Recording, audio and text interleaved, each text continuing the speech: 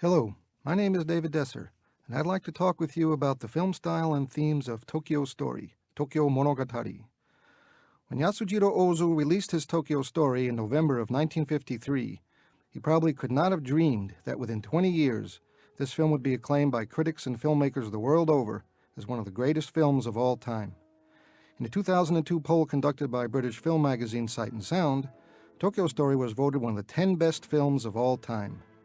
If we can't necessarily answer with certainty why Tōkyō Story stands alongside the greatest films of all time, we can say that its combination of emotional appeal and subtle, sometimes fanciful film style make it endlessly rewarding. Yasujirō Ozu was born on December 12, 1903 in Tokyo, and died in Tokyo of cancer on his birthday in 1963. He directed 54 films from his first in 1927 until his final film in 1962. All but one of his films, his first, is resolutely contemporary. And in this way, by situating all his films at the moment of their making, Ozu's works are also documentaries of Japanese life, capturing the flavor of their time in subtle and poignant ways. Almost all of Ozu's films focus on the ordinary lives of typical lower middle class and middle class Japanese. Ozu was almost 50 years old when Tōkyō Story was released. The film's ability to capture the nuances of family life, especially the sense of disappointment experienced by the old couple, is particularly impressive when we realize that Ozu himself never married. Virtually all of his most popular films offer piercing insights into family life, but Tōkyō Story is perhaps the most perceptive and poignant of all. Tōkyō Story emerged during a period of great productivity. Ozu directed one film per year from 1947 through 1953. Working for the most part at Shochiku Studios, Ozu could count on a relatively free hand, relying on the same scriptwriter, cinematographer, and star cast in film after film. Actors like Chishu Ryu, Setsuko Hara, Haruko Sugimura, Kuniko Miyake, and So Yamamura create a virtual Ozu repertory company, playing variations on their roles and acting the life and times of Japan in the 1940s and 1950s.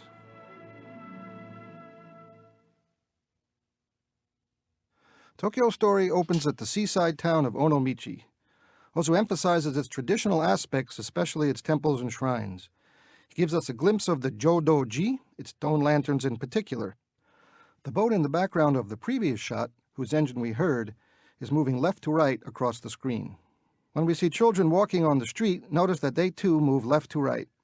And when in the third shot, Ozu looks across the roofs of the town, emphasizing their traditional architecture, notice that the train in the background also makes its way from left to right. Ozu typically opens his films with a series of shots that set a mood, but also establish a pattern of graphic matches. But when he cuts to a different angle, we can't help but notice that the train will be moving right to left. It is typical of Ozu to change screen direction across a cut, but also notice one of Ozu's favorite types of shot, close on a line. And the next shot, again emphasizing the traditional nature of Onomichi, down at the bottom of the frame, we saw smoke from a chimney, a graphic match to the boat and train, but also a favorite index of transience. As we are introduced to Tomi and Shukichi, they sit side by side on tatami mats, seen through Ozu's famous tatami eye view, but also that their screen direction finds Tomi on the left and Shukichi on the right. Perhaps only the most astute viewer will then notice that when Ozu cuts back to the shot of the two old folks after the close-ups, his camera is actually farther away from them than previously. This shot distance enables their daughter Kyoko to enter the frame in a full shot. Had the composition been as in the previous shot, her head would have been cut off. Ozu now makes it a point to introduce Kyoko to us, giving us a close-up and letting us know that she is a school teacher, because in fact we will see little of her until the film's final scenes. She will be mentioned once or twice later, but it might be easy to forget her character over the course of the next 100 minutes until she reappears. But Ozu also does something else of interest. They discuss Kyoko seeing them off at the train station, something she says she will do, but which we in fact never see. By the same token, despite Tomi and Shukichi's mention of seeing their son Keizo while they change trains in Osaka, we similarly will never see that. These are important principles of Ozu storytelling, implying things we expect to see but do not. This is called narrative ellipsis. When we return to the old couple, please notice that they have switched sides of the frame, Tomi on the right, Shukichi on the left. This is not a particular problem, since in essence the shots following Kyoko out of the house function as cutaways. Yet after matched medium close-ups, in the two-shot they have switched positions. Shukichi on the right, Tomi on the left. No cutaway has been employed. Ozu has simply switched their position. For most filmmakers, this is a lapse in continuity, not for Ozu. It is at this point that the neighbor enters from screen left in the background. Here follows a series of shots with their neighbor, whose importance is to establish the trip's significance, but also to prepare us for her return at the end, when she will again enter the frame from the left to talk to Shukichi, helping to complete the film's overall circular pattern. The neighbor also utters the Ozu signature dialogue, "It's a beautiful day." This too will come back later in the film in a surprising and poignant way. When the neighbor exits, Ozu returns the couple to their screen orientation with Tomi on the right and Shukichi on the left. These shifts in screen orientation are part of Ozu's overall film style. But what we take as sheer playfulness, Ozu has another reason for this orientation. This setup before and after the neighbor's appearance contains a discussion of the missing air pillow. Thus Ozu has linked this orientation to this particular conversation, a composition that resonates at the film's end. In the transition from Onomichi to Tokyo, Ozu reveals his penchant for delaying narrative information, but also linking two spaces. Notice the use of smoke and railroad tracks. I prefer to use the term intermediate spaces. Others use the term pillow shots. Similarly, clothes on the line link the two locales geographically and thematically. The sign of the Hirayama Clinic is of course important, while the clothes on the line will shortly be revealed as Fumiko's. But meanwhile, we wait. The length of time we spend watching Fumiko clean the house and arguing with Minoru has two functions. The first is to permit the occurrence of off-screen action. The other is to allow Ozu time to explore the house and play with space. The first shot reveals Fumiko sweeping. The clothes in the background are the clothes we saw in the previous shot. She exits from the left. In the next shot, she enters from the right, thus establishing spatial contiguity. Here we also see one of the many corridor shots that Ozu loves. She then exits from the right, but in the following shot, she enters from the right, a seeming mismatch. But she has not returned to the first room, but entered another. As she moves around the house, Ozu gives us a taste for the geography and alerts us to the possibilities of multiple exits and entrance points, and seemingly mismatched action. As Fumiko crosses into this room from the right, in the background we see the clothes and realize that she is back in the room where she started. We are surprised that she has circled the house.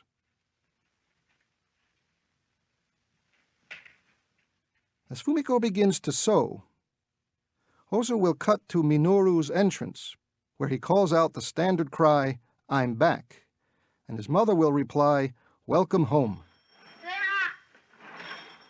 These are the kinds of daily rituals that Ozu always emphasizes, and these give insights into ordinary Japanese life. It may be that when Minoru inquires about Grandma and Grandpa, we can finally connect these characters to the old couple of the first scene. And when Fumiko says they will be here soon, we realize that the travel from Onomichi to Tokyo has already occurred. The argument between Fumiko and Minoru retraces the steps through the rooms we have just seen. The mismatched entrances and exits playfully call attention to the modularity of the Japanese house, where rooms, entrances, and exits can be shifted simply by opening and closing interior screens. But this argument serves to indicate the inconvenience of the old folks' visit, and the way in which generational conflict is being highlighted in this humorous exchange. This is a prominent theme in this film, and also an important theme of Ozu's. There surely isn't a parent or a child anywhere in the world who cannot relate to this domestic tiff. Ozu's penchant for corridor shots is again revealed, and Minoru's plaintive cry about where is he supposed to study will actually pay off in a little joke later. Claiming he does not therefore have to study, later we will see him do just that. The car's horn interrupts this argument.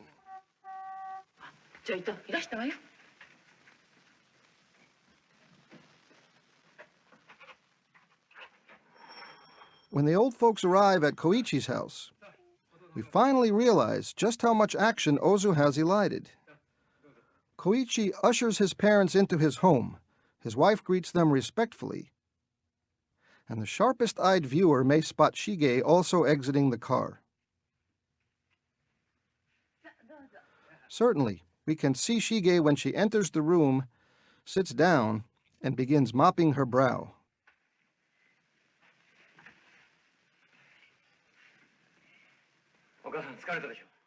It's always a fine, hot day in an Ozu film, but it is typical of Ozu to keep us in some suspense as to who Shige might be, and just to allow the scene to play out and proceed leisurely and naturally. Indeed, Ozu seems deliberately to withhold information for quite some time. This puts more demands on the viewer and ultimately enhances our investment in the story.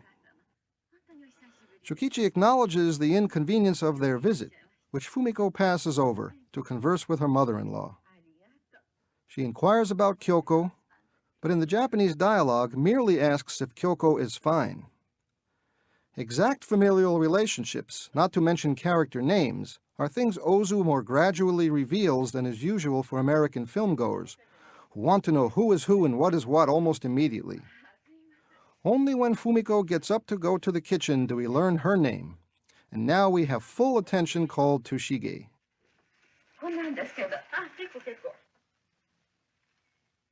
Similarly, when Fumiko mentions Noriko, she merely says her name, but otherwise gives no direct indication as to who Noriko is and how is she related to this family. Ozu will make us pay attention to the film to figure out these things for ourselves. In addition, this special mention of Noriko builds anticipation for her arrival, befitting the star entrance that Setsuko Hara will be given. As Shige brings the grandchildren to meet the grandparents, we realize how rarely the family has been in face-to-face contact. Little Isamu is shy around his grandparents, while Minoru has not much to say as well. In fact, the interaction between the oldest and youngest generations will be minimal, as if emphasizing an ever-widening generation gap. The breakdown of the multi-generational rural family may also be on Ozu's mind.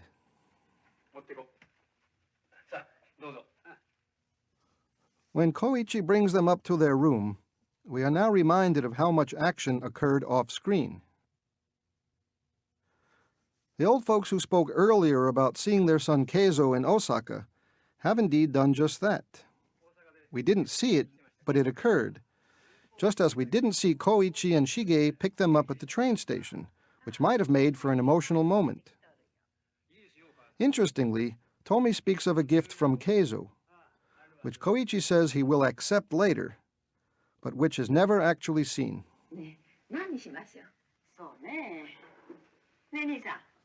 The discussion about dinner reveals Shige's questionable character, as well as Koichi's complicity in treating his parents with less care than they might deserve. Serving sukiyaki, stir-fried beef, but not sashimi, seems rather stingy of them. This highlights the behavioral pattern of them both. As the door chimes open and we hear the "excuse me" from off-screen, we are treated to Setsuko Hara's star entrance. Shige's There's Noriko has announced her arrival in a way that no other character has been given. Yet we are not given a close-up of her as we would in a Hollywood film. Thus Ozu has treated her to a star entrance, while at the same time treating her as just another character.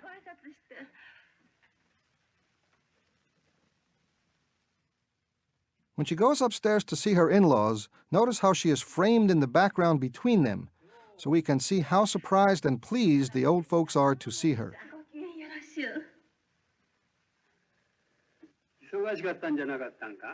Finally, there is the close-up of Setsuko Hara, one of the genuine superstars of the Japanese cinema. Ozu allows the conversation to proceed slowly, so that we may savor Hara's appearance and also appreciate the depths of her character who has gone out of her way to see her in-laws. We learn of her situation gradually, a single working woman who has been widowed. And we notice the genuine respect and affection she shows to her mother-in-law. Ozu is careful to delineate the difference in behavior between the daughter-in-law and the couple's actual son and daughter.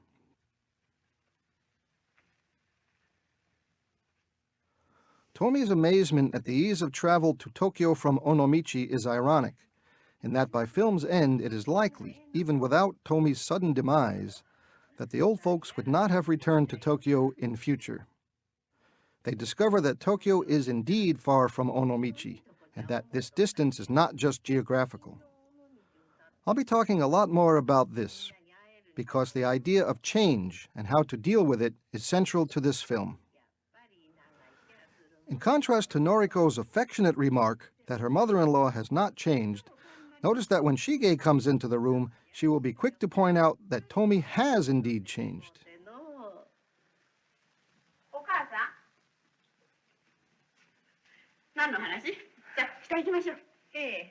As the characters stand, note that Ozu has not shifted his tatami eye view. This is to let characters stand up in full frame while still looking at them from the lower position. Shige now further shows her resentment at her mother's stature, revealing years and years of anger in the story of her embarrassment at her mother's weight and how she broke a school chair because of it.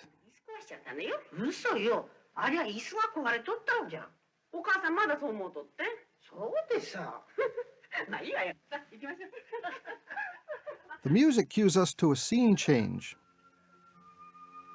Ozu introduces the next scene with a series of still lifes and intermediate spaces. Here they are used for a temporal ellipsis, but it is not clear just how much time will have passed. We see Minoru studying, after all. He is studying English, something that became mandatory in Japan following the end of World War II. Ozu doesn't make a big deal about it, but it is one of those moments where the immediacy of Ozu cinema strikes home.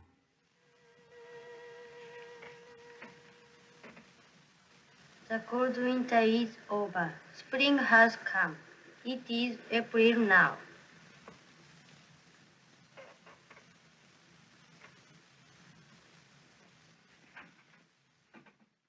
When we see Noriko helping Fumiko clean up, we now realize that the dinner, about which much was made, has been elided.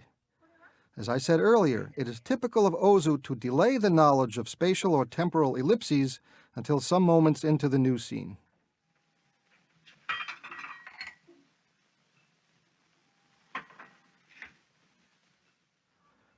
As the old folks enjoy the coolness of the evening with their oldest children, they speak of home. Shige inquires about somebody from the hometown, and Tomi replies with a sad story.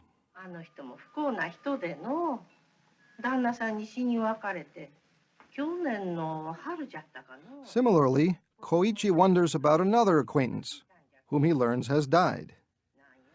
This conversation indicates how much time has passed since the children moved away, but also points to the film's basic theme, that life is ever-changing.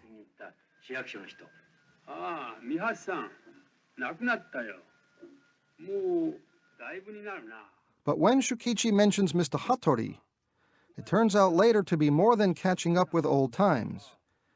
In this way, Ozu foreshadows a later plot point. Shukichi plans on visiting Hattori, and indeed he will do so later.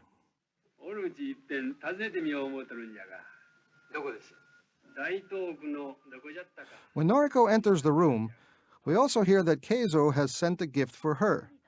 The point here is to emphasize normal or ordinary Japanese life, which can be superficial without a genuine emotional investment. Keizo's gift to Noriko, similarly unseen as the gift to Koichi, merely represents the kind of social interaction that is expected.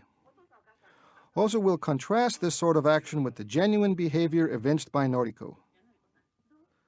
The mention of sightseeing the next day is important, because those plans will fall through. Notice how Ozu allows the scene to proceed leisurely. Nothing of particular importance takes place as Shige and Noriko leave. But Ozu wants to allow the sense of ordinariness and dailiness to surface. The leisurely pacing belies the depth of emotions hidden by social discourse. Much lies beneath the seemingly placid faces of the old couple. Sometimes called the poet of the quotidian, The most Japanese of Japanese filmmakers, Ozu insists on the portrayal of ordinary, daily Japanese life. As the aging parents prepare for bed, we can begin to appreciate the performance of Chishu Ryu as Shukichi. In fact, Ryu himself was only 50 years old at this time. Oddly, in Ozu's early summer, made 2 years earlier, Ryu played the son of the actress Chikage Awashima, who in this film is playing his wife.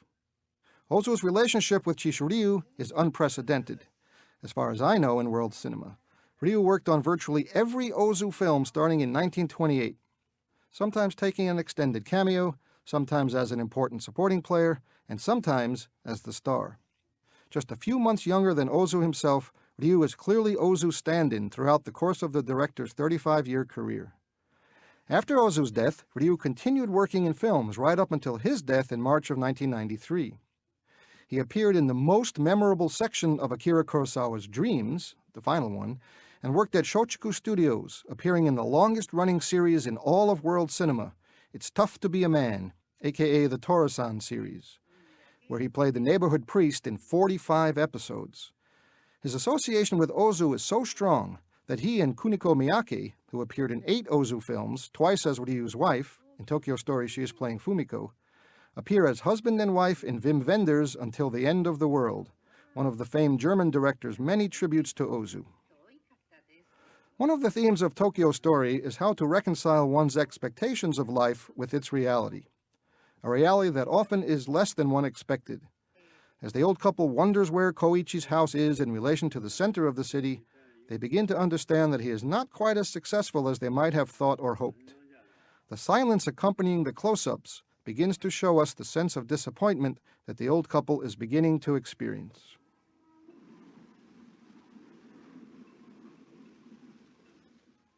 The music cues us to the next transition, a shot of a daytime sky, followed again by a shot of industrial smokestacks. But this time we realize we are in another part of Tokyo. The sign of the Ooh La La beauty shop is followed by an interior of the salon, until we see Shige and her husband eating.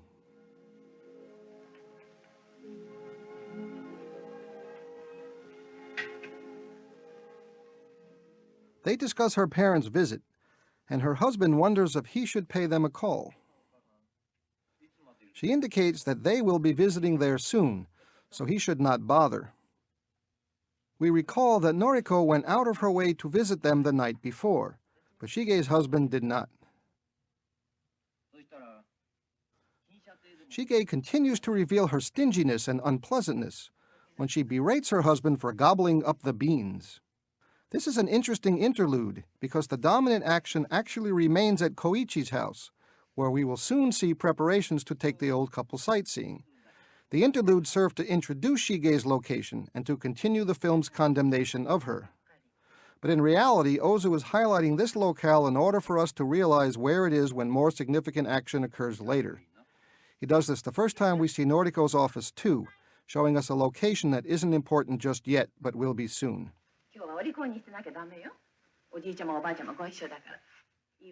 As preparations are underway to go sightseeing, we might hear Minoru whistling the theme to John Ford's Stagecoach, a reminder of Ozu's interest in Hollywood cinema and American culture's impact on Japan. Long a fan of Hollywood cinema, Ozu, as many have noted, has taken Tōkyō Story as a remake of Leo McCarey's 1937 Make Way for Tomorrow.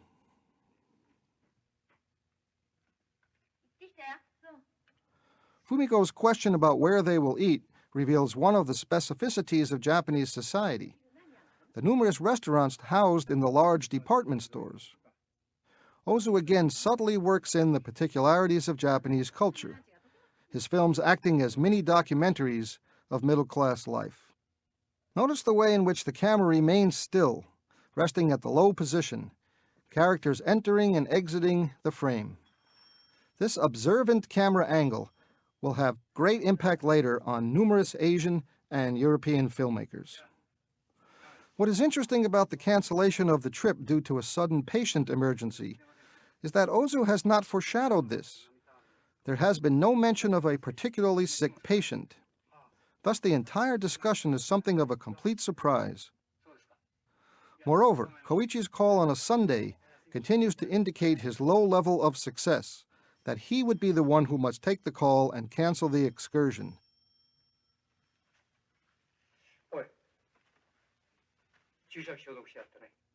Fumiko cannot take them either, which causes us to realize that they have no servant, something that would have been typical of a middle-class family before the war, another one of the indices of Koichi's struggles as well as the changes in Japanese society.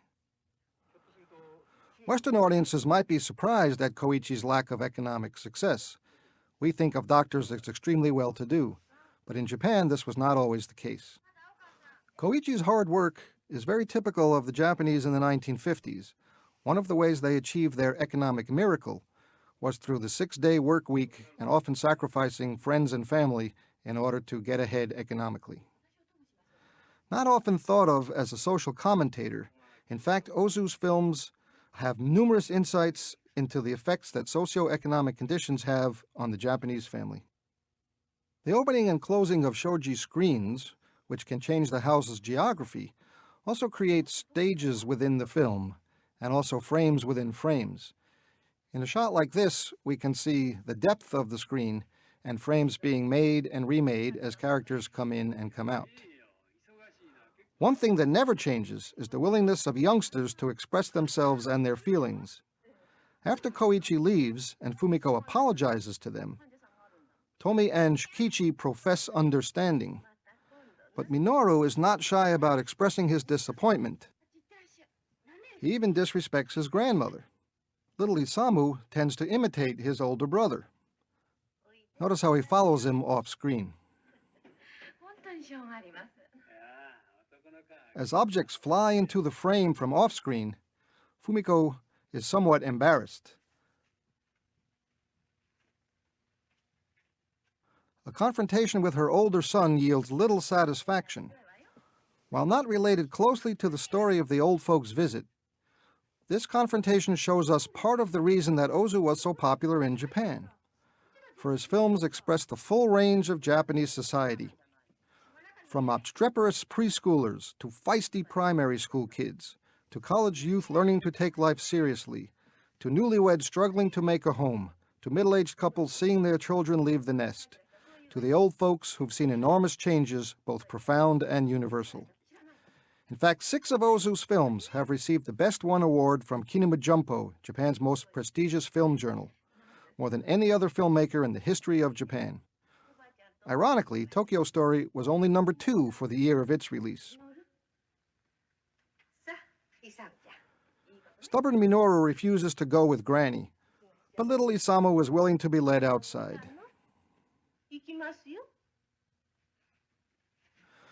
Notice how Minoru sits in the doctor's home office, a feature of pediatricians in the 1950s, especially those on the margins of success. The focus on Minoru simply lets us appreciate the ordinariness of the characters in this film. Minoru's temper tantrum is the sort of thing Ozu shows over and over in his films, for no reason other than it is typical and ordinary. Every single transition in an Ozu film is a direct cut. It may be an intermediate space, it may not be clear where and when we are, but every single transition is handled in that fashion. There are virtually no wipes, no fade-outs, no dissolves in an Ozu film. Simple, direct cuts. When Fumiko apologizes for her son's behavior, Shukichi will shrug it off by saying that Koichi was the same way, and doubtless that is true. Most little boys everywhere behave that way sometimes, and that is part of the universal appeal of this film. Meanwhile, Ozu also plants a narrative seed when Fumiko indicates that they may take their trip next week. Shukichi instead says they will go to Shige's, something they will indeed do, but not until more than 2 minutes later into the film. Thus we must remember he said this. This is another example of how Ozu makes demands on his audience, that we have to pay attention. Shukichi sees Tomi playing with Isamu on the hill outside the house. Somewhat unusually for Ozu, he allows this entire scene to be underscored with a musical motif.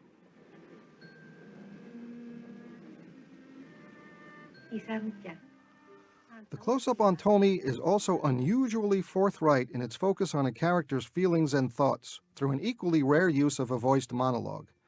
Similarly, Tomi's wondering if she will live to see Isamu grown up functions as an atypically overt foreshadowing of narrative events. While it is normal for an older person to feel such sentiments, we can't help but think the worst. Tōkyō Story is Ozu's most prized film in the West, and I wonder if it's because of these moments that give us more of the kind of melodrama that we easily understand. In films, we often expect to see a basic situation interrupted by some major problem, some major issue, some major desire, then a climax and a resolution. In Ozu films, we don't tend to see that kind of thing. Since his films are episodic, his films are about dailiness, it's the little things that we see. People grow old gradually, people have to marry, once in a while people die, but that's about all the drama we get in an Ozu film. His interest is in character, his interest is in mood, his interest is in tone. We have to participate, we have to feel. We're not told, we're shown. The music has faded out as we get a shot from the interior of Shige's beauty shop. Shige's husband enters, and there is a conversation whose content is completely unknown to us. More to the point, Ozu is delaying the pertinent information that we want and need. Mainly, that Shukichi and Tomi have settled in at Shige's house. Surprisingly, Shige's husband has done something nice by bringing cakes. But Shige continues to impress with her stinginess by indicating that her parents do not deserve such a treat, and she further disgraces herself by eating the cakes intended for her mother and father. Here again Ozu plays with character screen orientation in this scene. Notice that when Shige sits down, she is on the left side of the frame. This is followed by a series of 4 alternating close-ups, which we are looking at now. When Ozu returns to the 2-shot, Shige is now on the right side of the frame.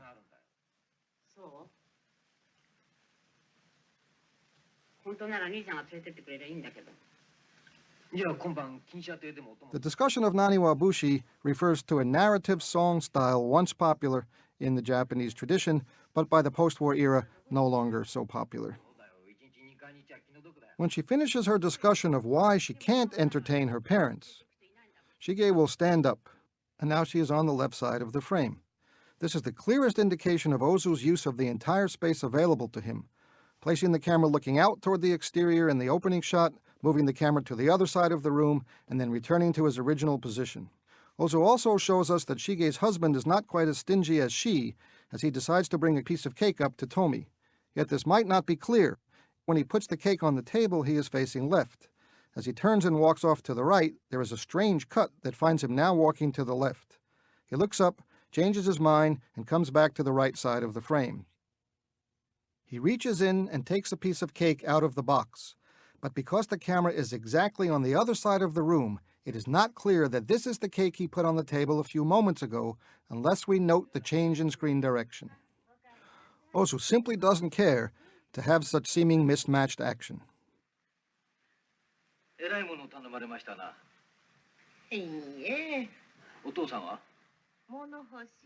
That Shige is also living in a downscale suburb is clear when we see Shukichi on the roof taking in a breath of fresh air.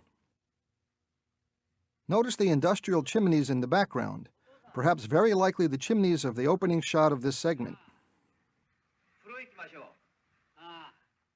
The style of Tōkyō Story has become so associated with Ozu that we often forget that his films of the 1930s were much quicker paced and often contain a lot of action.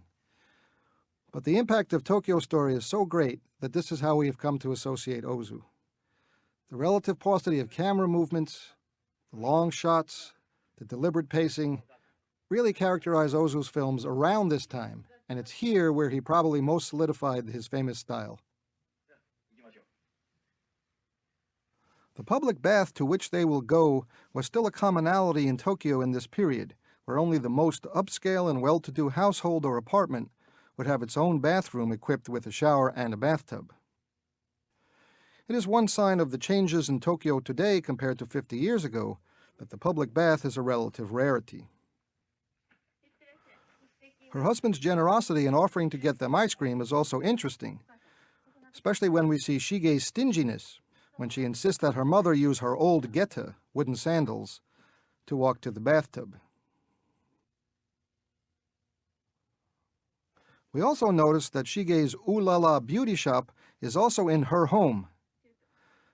Like her brother, she is a struggling entrepreneur in post-war Japanese society. It is at this point where Shige decides she's had enough of her parents' visit and calls the Yoneyama company and asks for Noriko Hirayama. The beginning of this conversation allows Noriko to remain off-screen as Shige pawns off her parents on the too nice daughter-in-law. Shige indicates that she should take them herself, but she is too busy. The subtlety of the dialogue, often not revealed in the subtitles, is important here, as Shige admits that she is bad, but says it in so hypocritical a manner that indicates she is merely mouthing the socially expected behavior and means not a word of it. The shot length seems longer than is dramatically necessary, and this is typical of Ozu, who allowed his scenes to play out.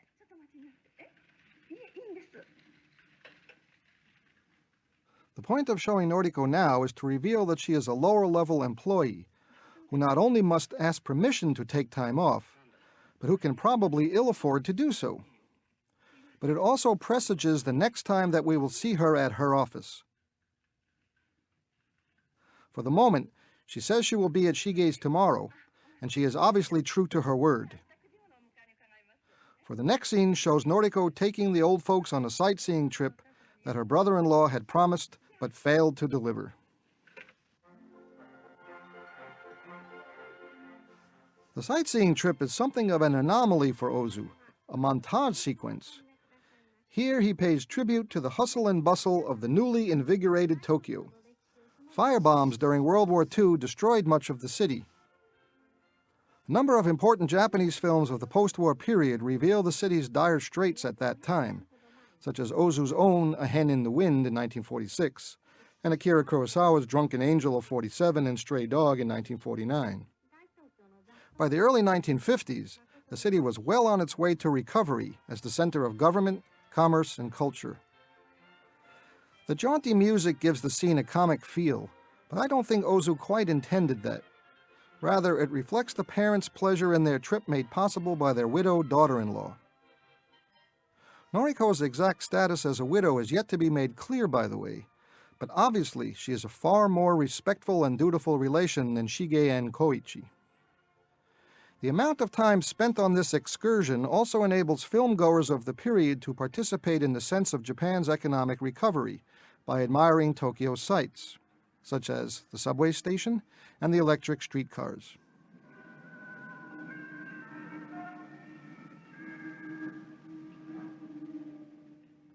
As the old couple accompanies Noriko up the stairs to an observation deck of a department store, Noriko will show them the various locations where their children live. This is to emphasize not just the size of Tokyo, but the distance, geographical and emotional, which is beginning to separate the family. After pointing out the direction of their children's homes and of her house, she asks her in-laws to visit later. As they look out over the city in what we take to be point-of-view shots, we will come to realize that the shot of the rundown apartment house that ends this scene is actually the first shot of the next scene, Ozu delivering a deceptive transition. The music over this scene is one cue to the upcoming change. But notice the chimney smoke here too. Ozu introduced Onomichi and the two different Tokyo locales by showing chimney smoke, and here he continues this pattern, highlighting the dailiness and ordinariness of Japanese life wherever it is lived. He delays the precise information of the scene change, however, by cutting to an interior apartment whose occupant is unknown to us. Only when Noriko knocks on the door do we realize that the scene has changed to Noriko's building and that Noriko has arrived home with her in-laws. The woman folding her clothes, her baby resting beside her on the floor, is part of Ozu's insistence on revealing the cycles of life. Noriko entertaining her aging in-laws, while next door a young family begins its own life cycle. The sense of the life cycle is strengthened by Ozu's shot of the old couple posed in front of a picture of their dead son, seen when Noriko enters her flat. The picture comes as something of a surprise to the parents, who learn that the photo was taken shortly before their son was drafted into the war.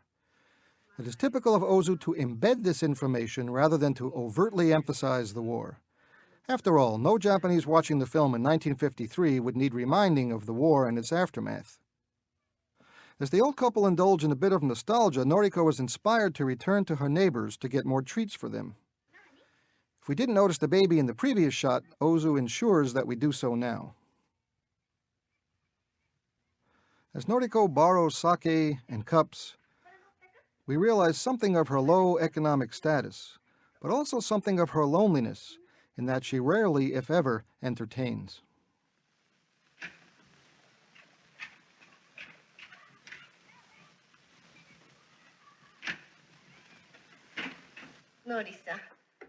The leisurely presentation of this sequence, Noriko preparing a snack for her in-laws and their enjoyment of it, contrasts with the previous scenes at Koichi's and Shige's. Ozu did not show us the dinner at Koichi's house, while Shige ate the snacks intended for her parents. Only here, at the home of a woman who is not related to them any longer, can the parents relax and enjoy the hospitality of someone who seems genuinely to care for them. That is why Ozu so emphasizes the shared pleasure of food and drink. Of course, Ozu himself enjoyed the pleasures of food and drink. He and his scriptwriter Kogo Noda were notorious for the amount of sake they consumed while preparing their film scripts. Ozu's characters, too, aren't saints. Here we will learn of Shukichi's penchant for sake, something that will come into play again later.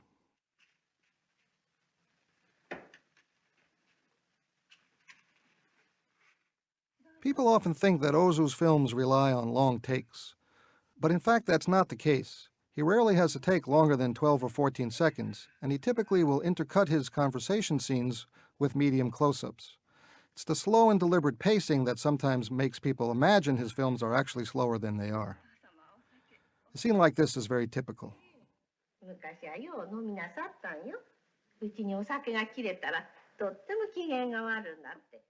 The revelation that Tomi actually worried about Shukichi's drinking is delivered in an amused manner. We might not take it too seriously, but in fact it is important when later, after his wife dies, even Shukichi will regret that he didn't treat her with more kindness.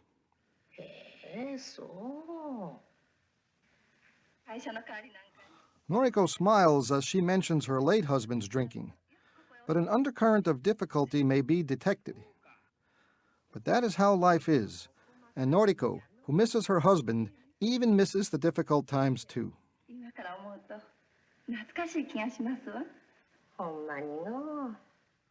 This undercurrent of sadness continues when Tomi displays her secret belief that her son may still be alive.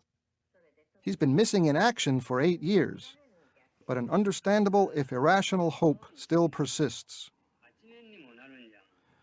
A missing son named Shoji comes up in early summer, Ozu's film of 2 years earlier. And this is not the only example of Ozu's fondness for using the same character names in film after film. Minoru and Isamu are usually the names of his obstreperous youngsters. A knock on the door rescues Noriko from falling into too much despair at her widowed state.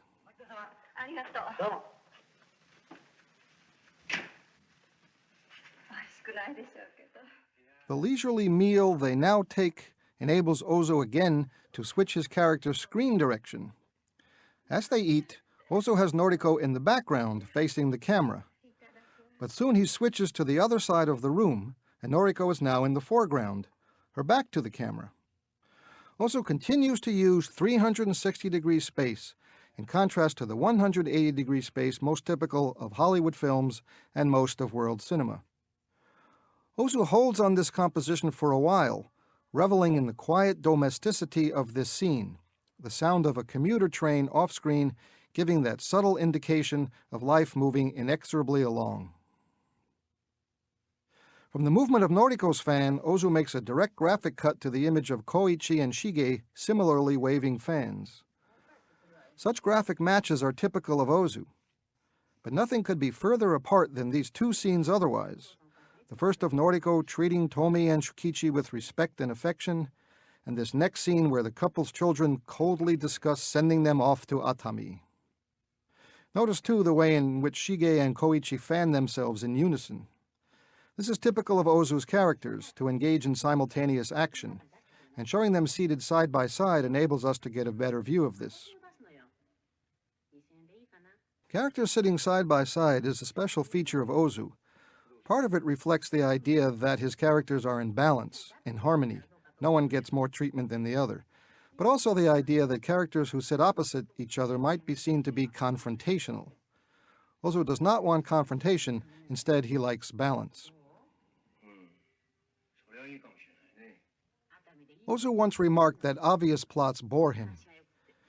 It's possible that Westerners prefer Tokyo Story to some of his other films because it seems to have much more of a plot than some of his later ones. As his career would go on, he would make fewer and fewer obvious plots. Later films are almost plotless examinations of daily life, moving from incident to incident without as much narrative drive as perhaps we see in Tokyo Story. Even now, Shige continues to be stingy, knowing she knows of an inn that is not too expensive. They talk themselves into thinking they are being dutiful and respectful, but no one is fooled. The longer they talk, the more they condemn themselves. Ozu insists on showing their so-called practical side. Even later in the film, at a more emotional moment, they will reveal the same characteristic. Even Shige's husband will be enlisted in their quest to relieve them of their guilt. Atami, by the way, is a nearby hot springs resort only a short train ride from Tokyo. It's still popular today among honeymooners, especially those who can't afford to go farther away as to Hawaii or south of Japan.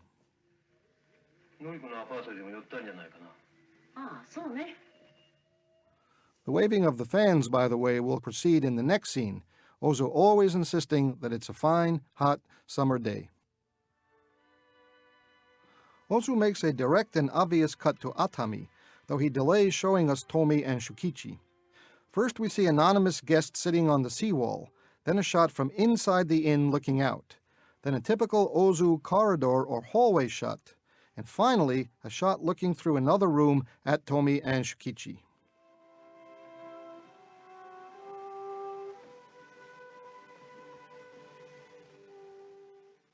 Interestingly, they first appear to be pleased with this development, and are also concerned that they further inconvenience their children. They keep insisting on the peacefulness of the scene and bask in the quiet. Ozu has been accused of essentially remaking the same film over and over.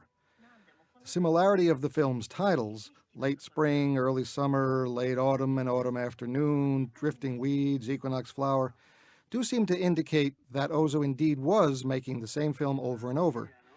But he was interested in the little things, the way in which difference can be shown through subtlety, not through large amounts of drama. It's as if his films endlessly repeat the life cycle, each time with a little bit of change, each time with a little different set of insights. Their enjoyment of the peace and quiet of the spa will be cut short by the loud music and sounds of revelry. Shots of maids hurrying through the corridors with sake-laden trays and images of people playing mahjong clearly indicate that the peace and quiet the old couple thought they would enjoy is not to be. Atami was the sort of place preferred for school outings of university groups or office mates on holiday. Ozu spends far more time on these shots than is narratively necessary. Ozu will allow the behavior of the inn's other guests to get on the audience's nerves as much as we will see it bothers Tomi and Shukichi. We see the young people playing mahjong, and typical of Ozu, the scene is allowed to play out much longer than seems narratively necessary. Just part of Ozu's pattern to let dailiness proceed. In Asia, by the way, mahjong is typically played by men, whereas in the West we sometimes associate this as a women's game. Here we also see that it's likely that this is a group of office mates on holiday, as we see 4 men playing mahjong together. The shots of Shukichi and Tomi restlessly fanning themselves as they try in vain to get some sleep certainly further condemns their children for having sent them there. Whether Ozu is criticizing the behavior of the spa's guests, or whether such a location is simply not appropriate for Tomi and Shukichi is open to discussion. Certainly, with economic success and prosperity in the post-war era, there came a new hedonism to Japan. The behavior of teenagers and young adults in this period became something of a well-discussed social problem in the 1950s. Keisuke Kinoshita's film called A Japanese Tragedy in 1953 is one of the best-known melodramas on this subject, especially one concerning filial piety and lack of respect for parents. Also, the so-called Sun Tribe, Taiyozoku movement in literature and film at this time even more drastically reflects this growing social problem of materialistic and pleasure-seeking young people forsaking traditional values and decorous behavior. Grazed Fruit and The Punishment Room, example of the Taiyozoku film, end in violent death. Ozu has certainly not foreshadowed the shocking nature of the Sun Tribe films in this scene, but he has put his finger on an emerging issue in Japanese society, as he allows us to experience the sense of frustration on the old couple's part. Even if the behavior of the inn's guests is not particularly raucous, it is abundantly clear that Tomi and Shukichi are not part of the revelry. But the insistence on the hot summer day continues in the simultaneous action of the fanning. The fan has been transferred, so to speak, from Noriko to the less filial children and now to the parents.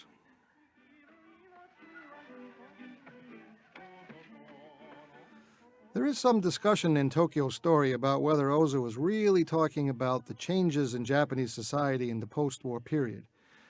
I want to make the case that his films are all in some ways about the inevitability of change, and he shows this in the most basic human way, by constantly focusing on the family. Little children, middle-aged people, old people, they experience change as an inevitable and routine part of life. Ozu doesn't have a big thing to say, but in another way he has the biggest thing to say of all. Life is all about change. It's inevitable. That's how it is. In the following sequence, Ozu has a bit of fun, I think, with the image shot down the length of the corridor as the maids go about their morning cleanup. We see this as soon as we see Tomi and Shukichi sitting on the seawall. This is an intermediate space, which disguises a temporal ellipsis. It is the next day, after their sleepless night. As in the argument over the air pillow earlier, here we can see something of the depths of their relationship, as Shukichi points out that Tomi did in fact sleep and snored. Shukichi's notion that maybe Atami is meant for the younger generation removes some of the sting from the couple's resentment. The shot of the maid's conversation is really striking here, for it is strictly a cutaway. Shukichi and Tomi remain on the seawall. Ozu has simply chosen to eavesdrop on their conversation, which turns out to be quite lascivious and cynical. Again, Ozu's world is not simple and pure. Sex, and as we later see death, are by no means absent from life.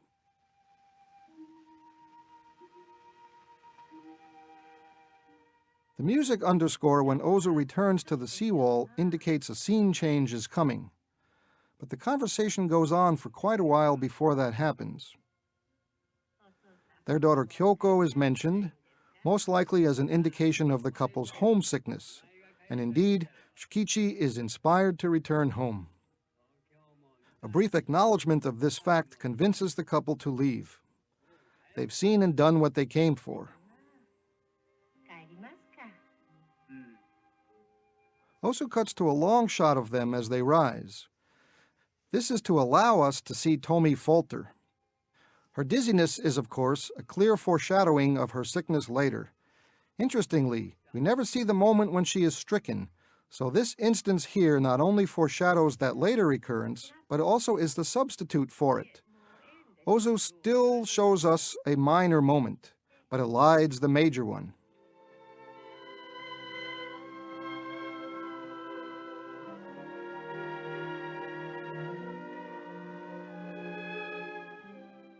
As the music continues, Ozu makes a cut to an empty corridor, followed by a shot of the sea from inside the inn, which is a different composition than the two previous shots from inside the inn, and then followed by a shot of industrial chimneys. In this three-shot transition, the first two were taken in the space the characters had just vacated, lending a certain poignancy to the shots, while the third took us to the new space. The film has taught us to be sensitive to this type of sequence as a scene change and an ellipsis. The chimneys we know by now are associated with Tokyo. Sure enough, we are back in Tokyo, in Shige's beauty salon, while indeed an ellipsis has occurred. The parents have arrived from Atami. Ozu's static camera down the length of the shop allows their entrance at the rear of the frame. Ozu achieved his tatami eye view in a very interesting way. In fact, the set itself was elevated a few inches off the floor, and he photographed the scene with a very short tripod. Shige's look is of absolute annoyance when they enter. No greeting, just an angry response to their return.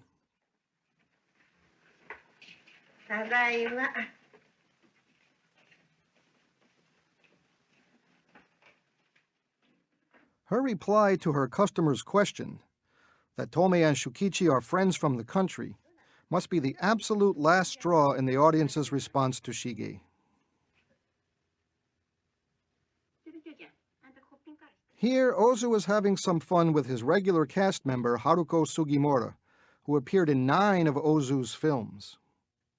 In early summer, she was a sweet and sad neighbor whose son Setsuko Hara agrees to marry.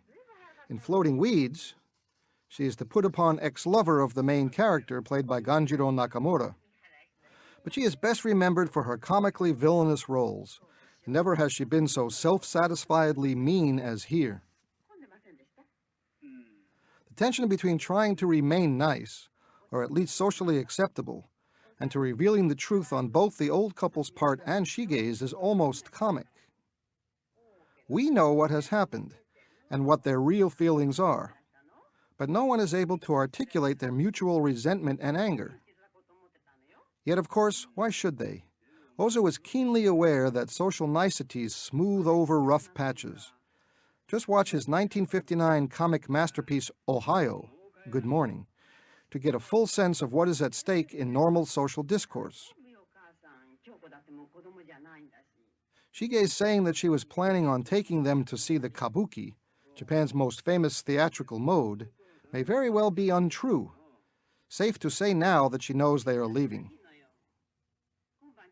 Kabuki and the No Theater, the older theatrical form that is far less popular than kabuki, frequently recur in Ozu's films, part of the tapestry of Japanese culture that Ozu weaves together in his films, like the mention of Naniwa Bushi earlier. Shige's duties as hostess to her fellow beauticians outweigh in her mind her obligation to her parents, and she in essence banishes them.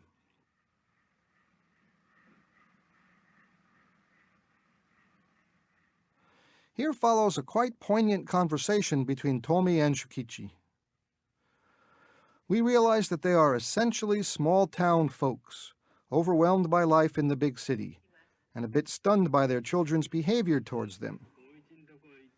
At this point, they are unwilling to admit to what they will later come to realize, that their children are neither particularly successful nor especially nice. Only Noriko seems to offer some respite and some salvation.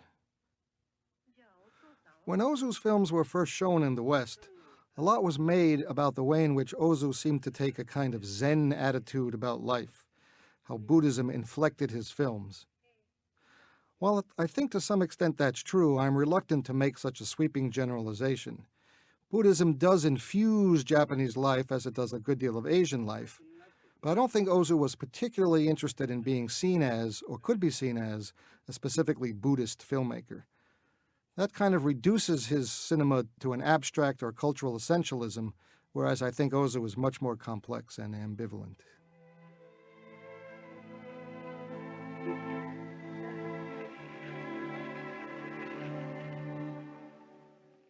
The music cues a transition, and Ozu cuts to a very rare tracking shot.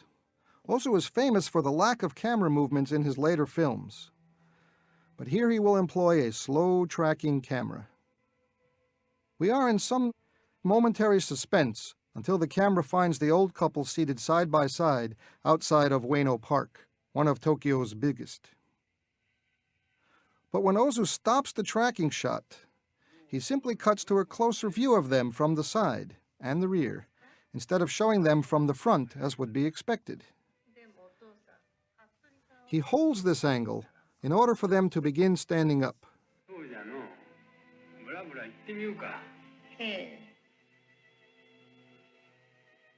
But when they do begin standing up, notice he cuts back to the far shot. He lets us see in this long shot how Shukichi walks ahead of Tomi, and how she must walk back to her seat in order to retrieve her umbrella. He then allows them to walk out of the frame.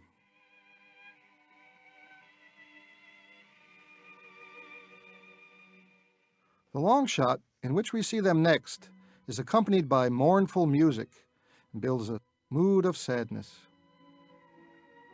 The couple truly feels alone, abandoned, a feeling only made stronger when Shukichi seems overwhelmed by Tokyo's size. And Tomi comments that if they were separated, they'd never find each other.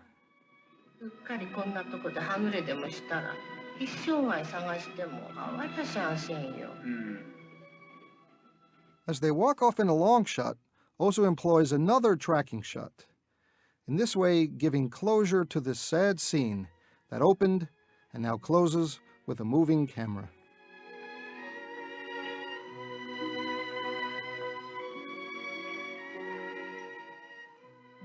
The cut to the exterior of the Hattori residence reveals a sign which, when Ozu cuts to the interior, can be seen in the background from the reverse angle. This indicates in retrospect the precise location of the intermediate transition space, while continuing Ozu's penchant for utilizing all of the scene's available space. Of course, we also realize that now Shukichi has arrived at his friend's house, while Tomi, therefore, is elsewhere. In the discussion of Onomichi, Ozu again reminds us of the recently ended war. The mention of specific places in Onomichi, such as the Tenkoji Temple, concretizes the discussion, as do the specific highlighting of cherry blossoms and the taste of seasonal fish. These references to aspects of traditional Japanese culture must be placed in direct contrast to the young man who asks the Hattoris to tell his friends that he will be at the local pachinko parlor. The complaint they lodge against him, that he plays pachinko and mahjong instead of studying, is directly related to how his father would react to this behavior. And here, in fact, begins the litany of complaints that Shukichi's friends will lodge against the younger generation, including their own children. Ozu actually didn't use master shots to do his scenes. Each and every composition was very carefully done, with specific images like tea kettles, picture frames, the way characters sat, always were precise for each individual composition. When Hattori speaks of yet another former Onomichi resident, the former police chief, Notice how the man's son and his supposed success is immediately mentioned. This will contrast with the man's bitterness later when he reveals that his son is not quite so big a man.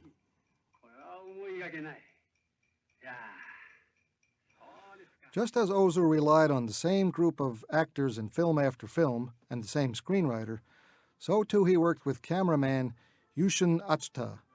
The last 15 films of Ozu's career found him working with this dedicated cinematographer who had previously been the assistant on Ozu's films. The scene of the three old friends drinking is the sort of thing quite common in Ozu's cinema. Where social interaction between men and women has traditionally been a rarity, even married couples often do not socialize together, the importance of male camaraderie or female friendship becomes paramount. The casual drunkenness, while played for laughs, also allows the men a freedom of expression that they would normally not permit themselves. In fact, this is true of Japanese society in general to some extent, where public drinking and drunkenness allows the typical reserve of the salaryman to slip. Shukichi's claim that he's been on the wagon for years is obviously not true, since we saw him drinking sake earlier. But more importantly, we are reminded again of a darker side to his character. The military-style music in the background is reflective of the older generation's culture. The reunion of the three old friends is naturally an occasion for nostalgia, and once again the lately ended war is brought up. Two of the old men have lost sons in the war, causing one to exclaim that he's had enough of it.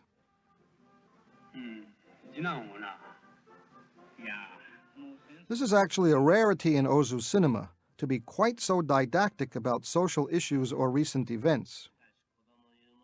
Even his films made during the war, such as Brothers and the Sisters of the Toda Family in 1941 and There Was a Father in 1943, managed to avoid overt propaganda in favor of the war. The recent passage of Japan's post-war constitution, which officially forbids the nation ever going to war, is perhaps one of the key undertones of this remark, and part of Ozu's ability to capture the culture at a particular moment. But also has something else in mind too, when the newly introduced Numata complains that while losing children is hard, living with them is no easy matter. Hattori mentions that he doesn't have a place for Shukichi to stay, but little is made of it at this moment. As Hattori goes off in search of more sake, the close-ups of the two remaining men foreshadows their later return together to Shige's. Two shots form the transitional intermediate spaces to make the scene change here. The first is of a locale they are in. The second reveals the new location. Here, Ozu gives us another of his favored corridor or alleyway shots, holding on this new intermediate shot in order to allow the men to move their nostalgic reunion to a different locale.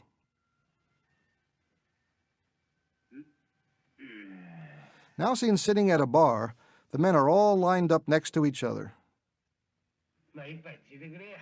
Ozu cuts to a side view of them, which enables us to see their faces as well as the barmaid.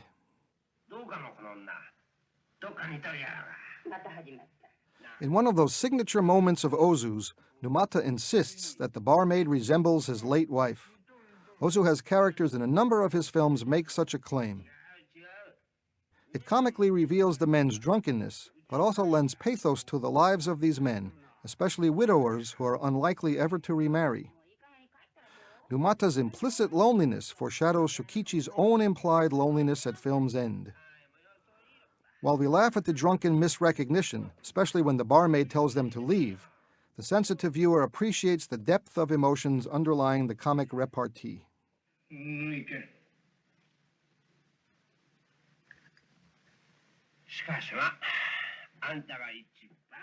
The closer two-shot of Shukichi and Numata continues to link the two men, one bitter and lonely, the other who is in danger of ending up that way. Numata's insistence that Shukichi's children must make him proud, in contrast to his own shame, sets the film on its more introspective and ambivalent course. It is normal in Japanese culture to disparage one's family at the risk of seeming too proud or conceited otherwise. But Numata's claim that his son is a failure who embarrasses him is quite shocking for the depths of his bitterness. Shukichi now, too, will begin to indulge in some of the resentment he feels about his son's lack of status and behavior toward him. Of course, there is an element of universality here. In what culture would not the old complain about the young? Not insist that today's generation lacks spirit, ambition, and respect. いやー、親の思うほど子供はやってくれませんな。第一、飽きがない。大砲の志というものを知らない。 Such sentiments are especially amusing coming from Eijiro Tono, a popular character actor of the period whom Ozu always used in comic roles. あんたどう思う？ But his anger is disturbing, even if exaggerated. It strikes a chord with both an adult generation experiencing some of the sea changes in post-war Japanese society, but also perhaps a younger generation engaged in the fierce competition of city living. Shukichi's attempts to calm his friend down only serve to get our hero thinking about such things too. Finally, the dam breaks a bit, and Shukichi expresses himself about Koichi's lack of success. But there is an ambivalence in his attitude that pertains to Ozu as well. The sense that we shouldn't expect too much from our children, who have their own lives to live after all, but we also desire to see our children succeed and to be respected and honored by them. Shukichi's drunken insistence of his stance is both comic in its forcefulness, but profound in its implications. One can see him wavering in his attitude between acceptance and resentment. あんたの言うことはよくわかる。あんたの言うようにわしも不満じゃ。じゃがのう、沼田さん。 The earlier remark by Numata, that the older generation faces a dilemma in their attitude toward their children, is thus exactly right. Ozu seemed particularly interested in the lack of drama. He eliminated elements of his films that could very well be dramatic.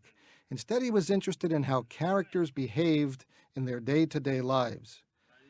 Puts a lot of pressure on the actors, but Ozu was very interested in the subtle details of how they lived their lives and how they repressed a lot of their emotions.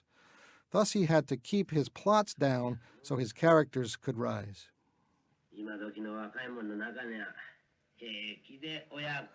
Numata's comic recognition that at least his son wouldn't kill him is certainly extremely bitter, but also reveals deep ambivalence. Ozu's penchant for shooting characters seated side by side is again seen here. So too is his intercutting of close-ups and median close-ups to allow us to experience something of their emotions. A further half-hearted attempt at flirting with the unsympathetic barmaid leads the men to the surprising conclusion that they are enjoying a wonderful night.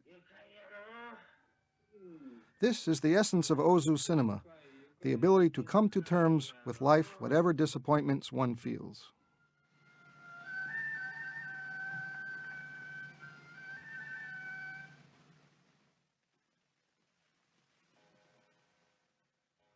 As the men continue their drunken binge, Ozu cuts away from them to another of his favorite hallway shots.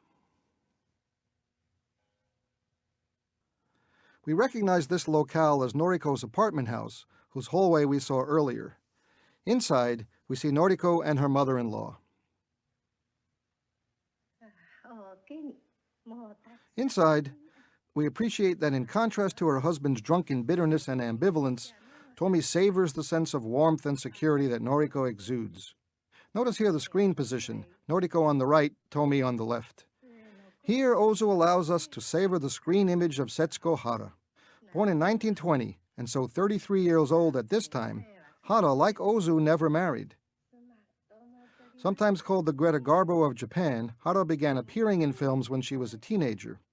In 1937, she caught the eye of famed mountain film director Arnold Fanck, who cast her in the German-Japanese co-production The Daughter of the Samurai, known in Japan as The New Earth. Hara appeared in a number of propaganda films during the war, but in the post-war period she became associated with democratic films, especially via Akira Kurosawa's No Regrets for Our Youth in 1946. One of the true superstars of the Japanese cinema, she made her first film with Ozu in 1949, another of his genuine classics, Late Spring. She would make 6 films with Ozu, retiring, perhaps not coincidentally, around the time of his death. As she stood up, Ozu flipped her screen position so that she was then on the left of the screen. Tomi and Noriko are facing left in the long shot. As Ozu cuts in for Tomi's close-up, we see she is now facing right. Tomi will offer one of the film's most poignant comments, that it is a treat to sleep in Shoji, her dead son's bed. The wan smile from Noriko is the only reply. And when Ozu cuts to a long shot now, the women are facing right, in keeping with the orientation of the close-ups, but not the first position in the previous long shot. Tomi now broaches one of the film's more subtle themes. What will her life be like if she does not remarry? In traditional Japanese culture, the son's family takes precedence when a woman marries, and thus Noriko, widow or not, would traditionally be considered a member of the Hirayama family. But as Tomi will insist, times have changed, and there should be no reason for Noriko not to remarry. The younger woman's insistence that she isn't so young anymore is somewhat true. Most Japanese women were married before they were much past 20, and widows were not considered especially desirable mates. But we also understand that Tomi and Shukichi, who will later also insist that Noriko move on with her life, is showing a great generosity of spirit in telling Noriko to remarry.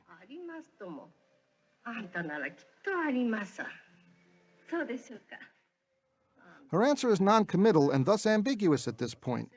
Her insistence that she is happy, that she likes things this way, must be compared to her remarks later to Shukichi, that she in fact is sometimes lonely and fearful for her future.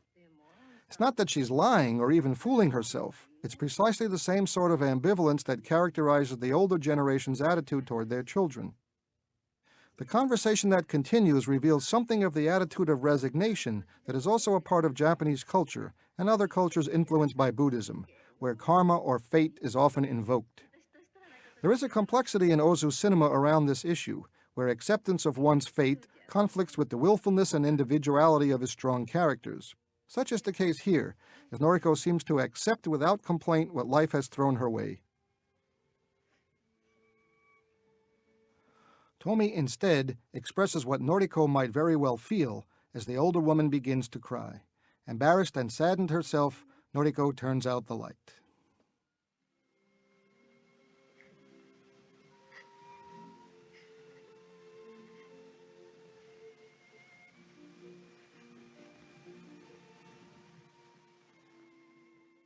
Here Ozu engages in one of his simplest but most interesting transitional shots, what appears to be a kind of shared point of view between Noriko and Shige.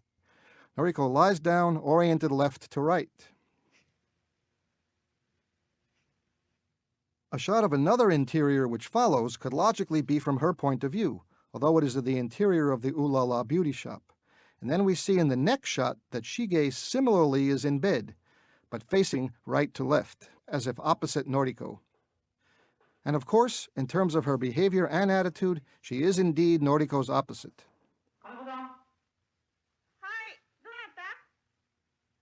Awakened from her sleep by Shukichi's return, accompanied by the pitiful Numata, Shige's fury and embarrassment at her father are in strong contrast to Noriko's emotional investment in Tomi, her mother-in-law.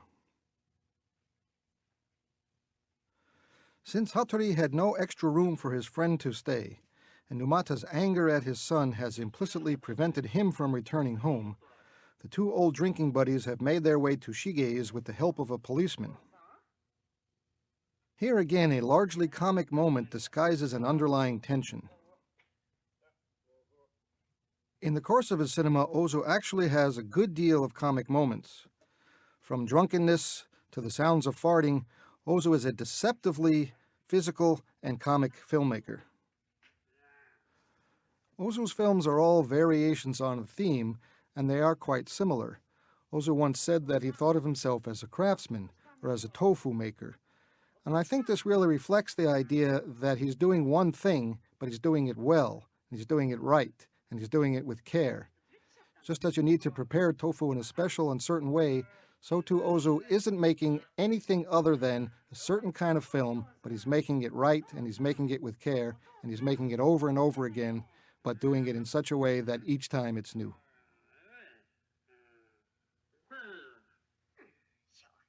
Shige vainly attempts to get a response from her father as to what is happening. She will be even bold enough to try and elicit a response from the diminutive Numata. She pokes and she prods them, but the men's drunken state renders them incoherent.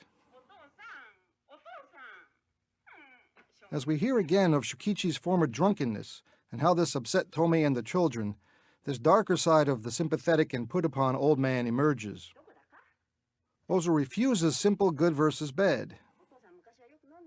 He will undercut Shige's sense of justifiable anger by allowing her essential selfishness to resurface, as she seems more concerned with how things will look to others than with making her father and his friend more comfortable. More to the point, she is upset that she has to be bothered with this, not that her father's drinking has returned after a 20-year hiatus. And as much as we might try to like her husband, he who had brought cake for his in-laws earlier, his essential ineffectiveness and willingness to be bullied by her shows another instance of generational division and a subtle shift in gender relations in post-war society. おい、あのままにもしとけないよ。しょうがないわね。きよちゃん下へ来てもらって2階に寝てもらおうか。As she busily and angrily prepares their sleeping pallets, Shige continues to mutter to herself. Notice too that Ozu has created another of his frames within the frame. Here the curtains and the raised platform create a kind of stage. In fact, Ozu pioneered the method of his low tatami angle shots by using a combination of an elevated platform and a short tripod. The music underscore will again cue an upcoming transition. But as we will see, Ozu is not afraid of silence. Influenced by the films of Charlie Chaplin and Harold Lloyd, Ozu was the last major Japanese filmmaker to turn to the coming of sound. In fact, he made a silent film as late as 1936. As he holds for a few seconds on the shot of the two old men in their drunken sleep, one can't help but feel that more than a little pathos and sympathy is being evoked. The transition to Noriko's apartment is handled with only a single intermediate space, a patented clothesline shot. As we watch Noriko washing dishes, we are again struck by the relatively poor conditions in which she lives. Though Koichi and Shige may not be quite the successes their parents had hoped for, they still live in private homes with many of the amenities of modern life. Not so Noriko, who must share a communal sink, we now realize, as she enters her apartment. Ozu emphasizes her living conditions at this point, and not so strongly in the earlier scene in her apartment, in order to emphasize her sacrifice in entertaining her in-laws and the generosity of her gift to her mother-in-law. As she goes to pick up the gift, notice how the giving is treated with a lengthy exchange of protestation and surprise on Tomi's part. We should recall the manner in which Keizo's gift earlier to Koichi and Noriko was handled. So casually, gifts we never even saw. The difference between a gift sent for the sake of propriety and a gift given from the heart. The old woman is genuinely touched, and Ozu allows us time to appreciate both Noriko's generosity and the old woman's appreciation of it. 私の方こそあんたにあげにゃいけんのに。いいえ、そんなこと。ね、どうぞお母様。どうぞ。そう？ Tomi's tearful reaction to Noriko's generosity and her insistence that she is unlikely ever to return to Tokyo reminds us of Ozu's famous remark that Tokyo Story is his most melodramatic film. Certainly, in this obvious bit of foreshadowing, Tomi will never return to Tokyo, Noriko will soon visit Onomichi, is one of those instances where Ozu recalls more traditional melodrama, especially in the strong display of emotions. In fact, from this point on, the film will become both more melodramatic and more didactic in expressing its themes. The irony here in the expression that Onomichi is quite far from Tokyo contrasts with Tomi's earlier expression of surprise at how close Tokyo is to Onomichi. More than geographical distance has occurred to the woman by this point. もう少し近ければ。そうな。During this period when Tokyo Story was made, Japanese distributors were mostly releasing period films like Rashomon, Ugetsu, Throne of Blood into the U.S. Although Tokyo Story was shown at a film festival at the University of California at the time of its release, it was really not until the early 1970s when Ozu cinema made its impact on the West. Tokyo Story didn't have its official New York opening until 1972. Tomi's remark that she has become so forgetful should remind us of the earlier moment at Ueno Park when she forgot her umbrella.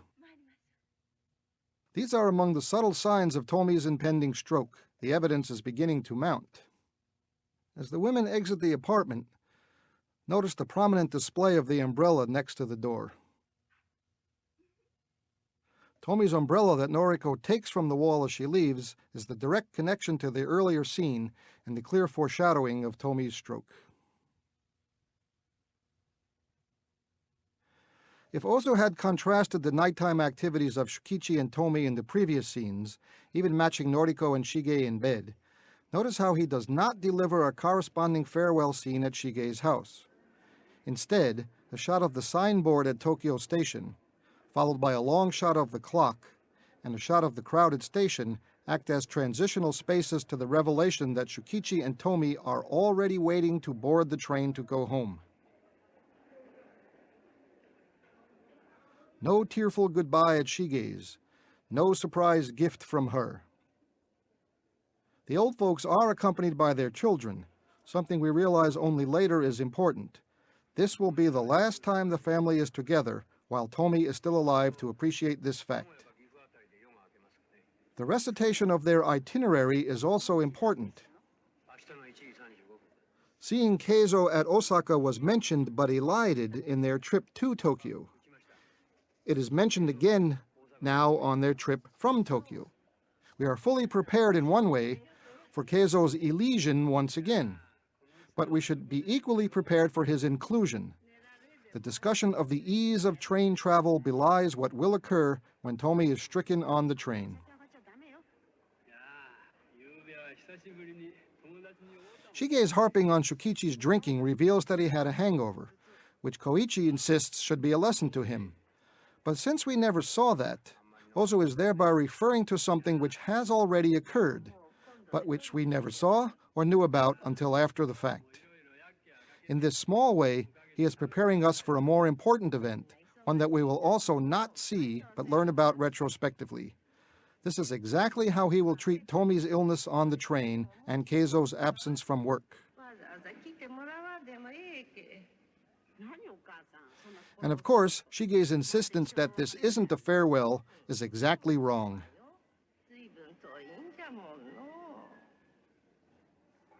Even everything we have learned about how to watch an Ozu film may still not prepare us for the handling of Tomi's illness. Surely there couldn't be a film made anywhere in the world that wouldn't show the parents boarding the train, something of the ride, and Tomi's sudden onset of sickness. Yet Ozu handles this with intermediate spaces which allow for an ellipsis. The shot of Osaka Castle is perhaps the most obvious marker of a new and particular space, while the next shot of the train yard with the castle in the background continues to insist on the Osaka locale. The long-anticipated Keizo finally appears. His first remark is a puzzling apology for an event that occurred off-screen. But what an event!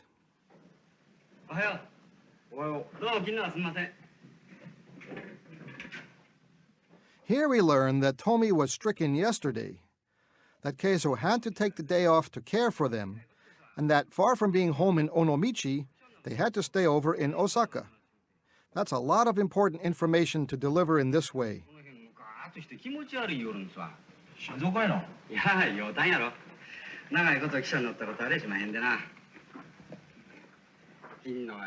Keizo's remark that his mother's illness was a nuisance recalls Shige's similar attitude. Some film critics interpret the Tokyo story of the title as referring to what happens to people in Tokyo, something discussed by Numata too in relating his son's excuse for his failure. But here we see that bad manners and lack of respect is not confined to Tokyo. And the irony of Keizo's rote repetition of a Confucian adage is not to be missed. More than the other children, Keizo will bitterly weep at his mother's funeral, while he has been perhaps the least filial of all the children, including Shige. The transition shot to Shukichi and Tomi recuperating again shows Osaka Castle, so that we know the old folks are still there. Their ensuing conversation is an important scene for a number of reasons. It is actually the last time Tomi will be alive and well, though we don't know that yet.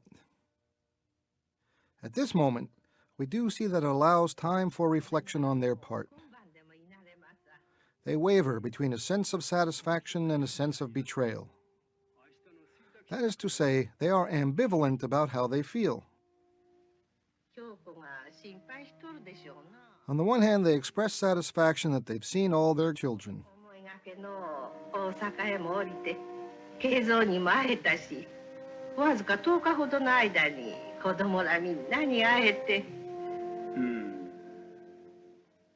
On the other hand, they realize they don't much care for their grandchildren.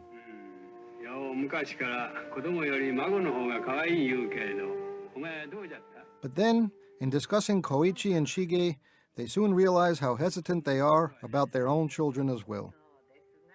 The old adage that a married daughter is like a stranger has a degree of truth and universality to it.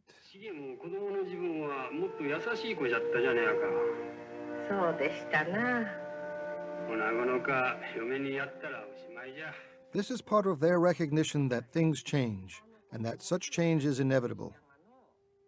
But neither can they quite so easily accept this change.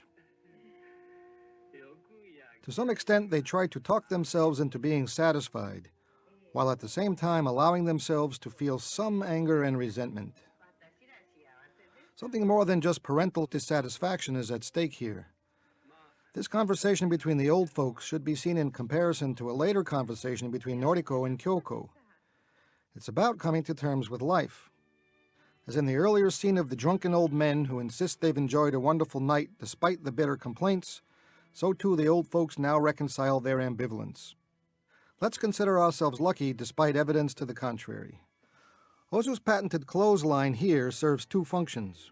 It is a cue to Koichi's house and a wonderful indication of dailiness, a major theme Ozu will begin to highlight more strongly at this point. Tomi's more serious illness, which leads to her death, will constantly be contrasted with the sense that life goes on. But before that, yet again Ozu delivers dramatic information through ellipsis.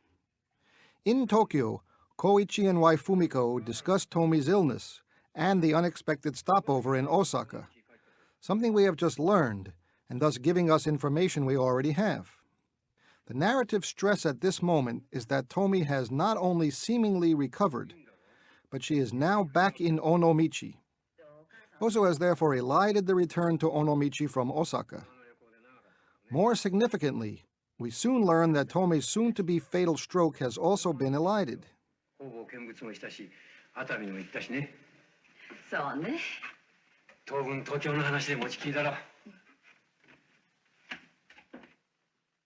This information is transmitted first by a phone call from Shige, and then by a telegram which arrives at the same time. In fact, then, through ellipsis and delay, Ozu has created a quite dramatic progression from the retrospective revelation that Tomi was stricken on the train ride from Tokyo, to her seeming recovery in Osaka, to her sudden turn for the worse in Onomichi.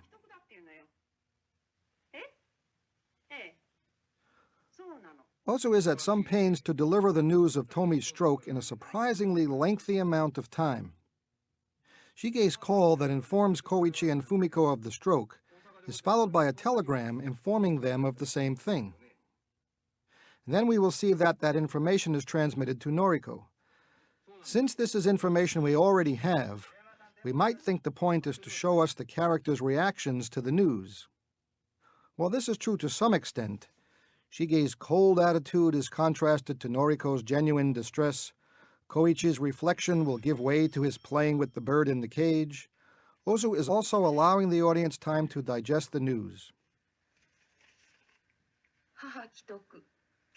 At the same time, he begins to build suspense. Will the children arrive in time, or will Tomi pass away before they can get there? Still, one is a bit surprised by how long Ozu allows this sequence to occur. じゃあとにかく一度そちら伺うわ。ええ。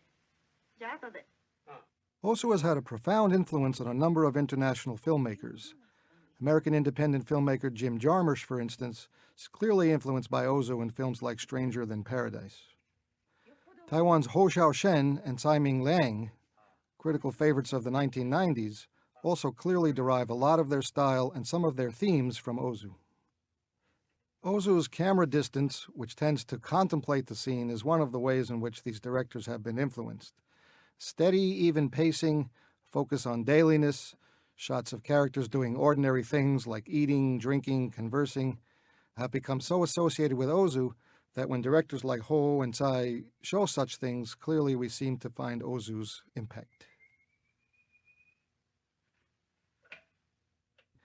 The way in which Ozu shows the news being delivered to Noriko is very interesting.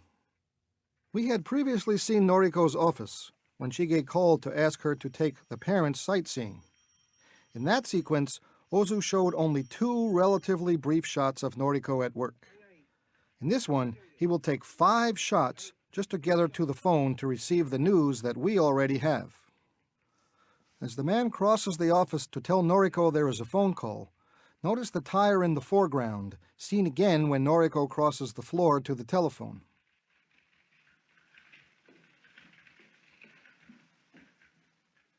This is a brief indication of what it is that Noriko's company does, but also perhaps another index of the film's theme of travel and change. お母様が？ええ。ええ。そうですか。ええ。どうも。 As she crosses back across the floor after taking the phone call, the tire is again visible. Now Ozu will give us a leisurely close-up of her. The only one of the children to be given such a shot. Shige had received the news off-screen. Koichi is seen from the rear as he deals with the news, but only Noriko is shown sadly grieving.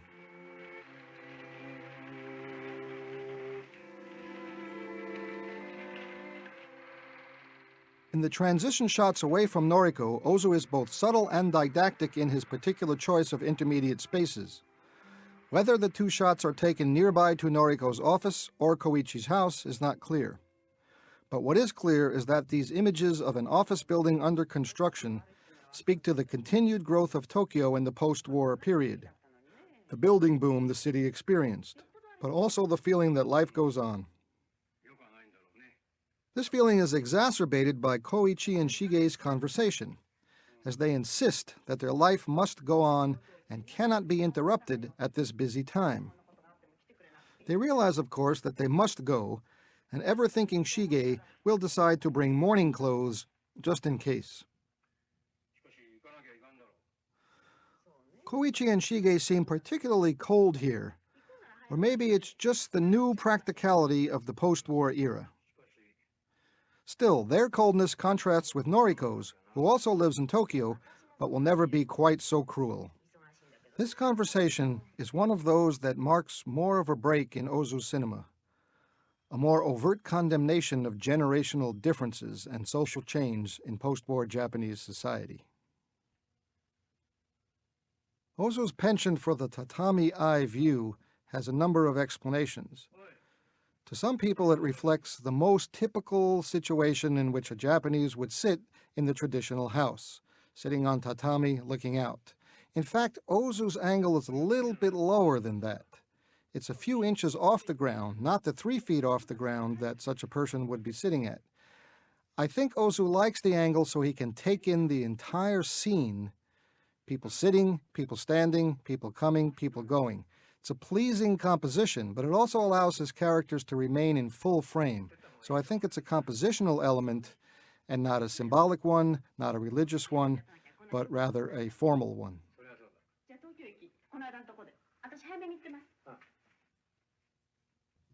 Koichi exits the frame, and just as Shige leaves, she comes back into the room. I always wonder what she might be thinking when she looks off at Koichi, but says nothing.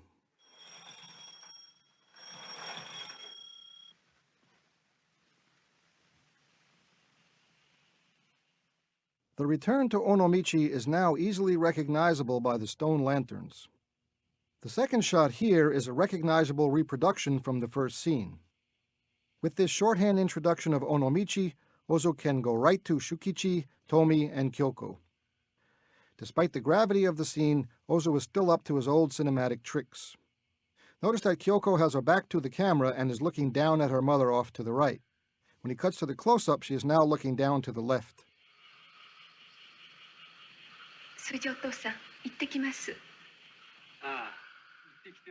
Following the close-up of Shukichi, when Kyoko stands up, she has indeed flipped her position in the frame as she now faces the camera. Her exit off to the left is also in the same direction as her entrance and exit in the first scene. The light fixture at the top of the frame allows us to know with certainty which room of the house we are in, and thus that Ozu has not only returned to the opening location, but he is reproducing some of the action as at the start. This begins to establish the circularity of the film's narrative. It will end where it started, but things will have changed.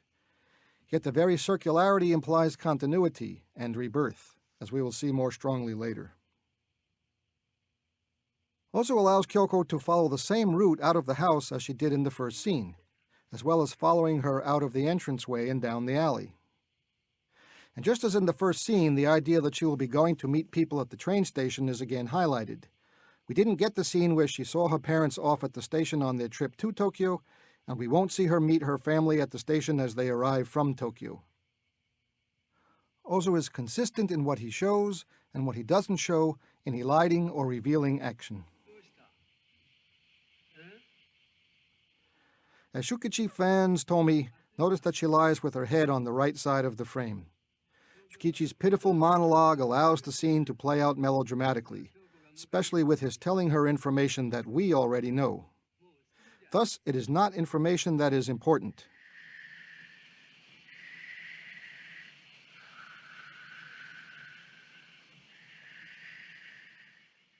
When there is a close-up of Tomi, she will be facing left to right. This abrupt shift in screen orientation undercuts the melodrama, making us pay attention both to the scene's content and to its space. The close-up of Shukichi sees him looking off right, the correct orientation of the long shot, but not to Tomi's close-up.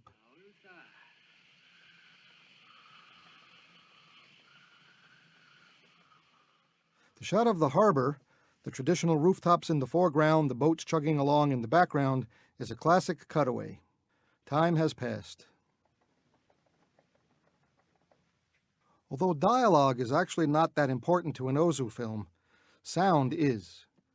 We constantly hear in the background boats chugging, trains passing, birds chirping. These are important parts of Ozu's palette, but also they tend to imply the idea of transience and mutability. The sounds are particularly well chosen, just as careful as his cinematic compositions. Melodramatic music cues the mood. Ozu's tatami eye view pertains. Koichi's attitude may strike one as more medical than filial, but otherwise the scene is unremarkable. Except anyone familiar with Ozu cinema knows how rare such a scene as this is. Certainly, characters have died in Ozu's films, though not so many considering his films are about ordinary life and the vicissitudes of time. Rather, we are struck again by Ozu's claim that Tokyo Story is melodramatic. He allows his characters to wallow in their self-pity, to allow grief and sadness to be expressed and felt. But he also has in mind a more didactic aim, to alert the audience to the characters' continued hypocrisy. In this way, the point isn't to underscore Tomi's death, but to highlight how she was mistreated in life and how so many of the characters will fail to realize that.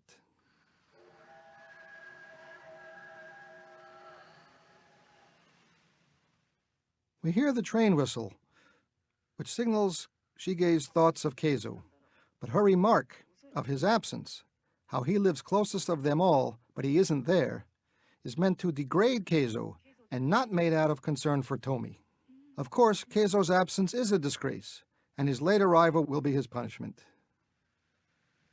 大阪だから一番早いわけなのに。 It's also interesting to note how the children are featured in this scene, with medium close-ups, but the backgrounds are out of focus, as if Ozu is giving subjective views of their inner feelings.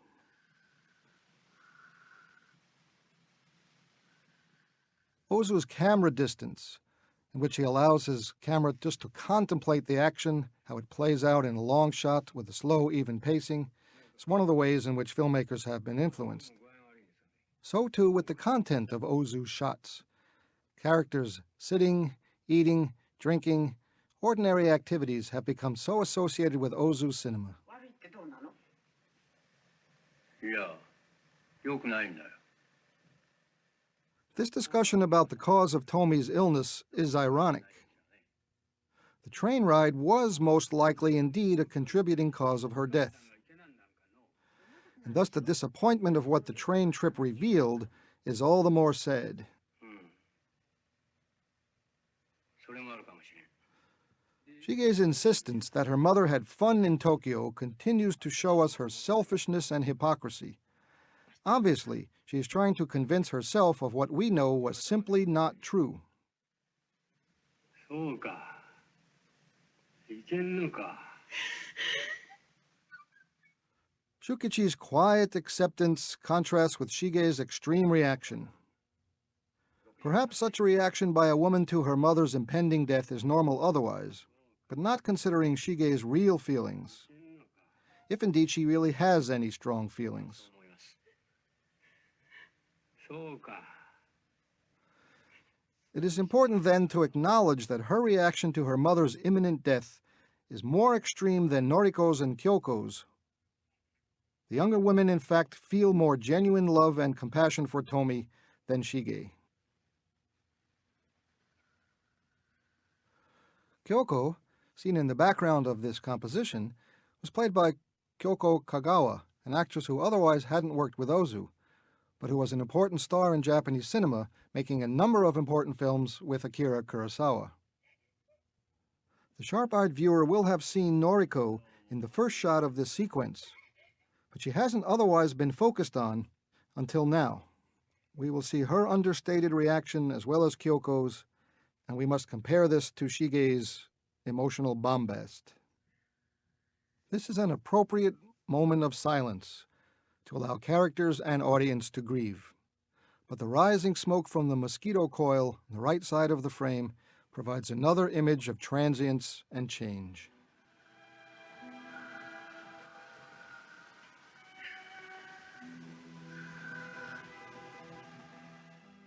The music cues a scene change, and the transitional shots from the evening to the next morning, as we remember Koichi's prediction that his mother would not likely survive the night, are not intermediate spaces to a new locale, they are rather still lifes.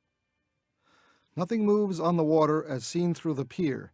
The stone lantern of the temple rests solidly. Ships in the harbor have their sails taken down. There is no movement on the street. No children walking to school as at the start. The train tracks sit empty, and even the clothes on the line do not sway in the breeze. Ozu has revisited some of the shots of the opening sequence, but now their meaning is slightly different. It might take the Western audience a moment to realize that Tomi has passed away. But Shige's comment that people's lives are so short solidifies what the still life shots implied. 人間なんてあっけないもんね。あんなに元気だったのにね。東京に出てきたのも虫がしやしたのよ。うん、そうだな。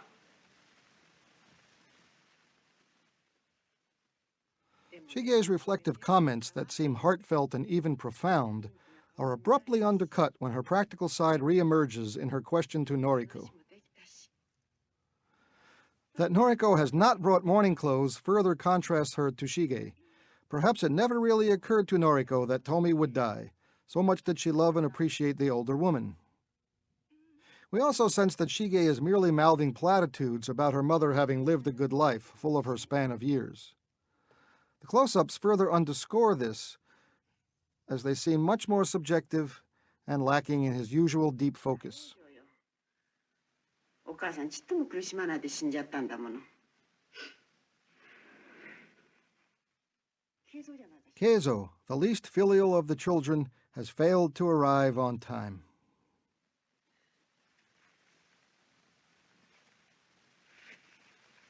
どうや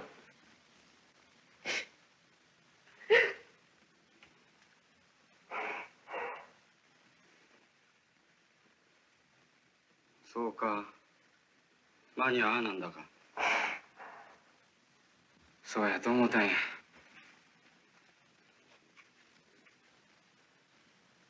おうこんにちは Keizo at first seems resigned to the news, but then he whines and whines that he couldn't come on time because he received the telegram while he was away, excusing his absence. His recitation of the train schedule is pitifully funny at this moment.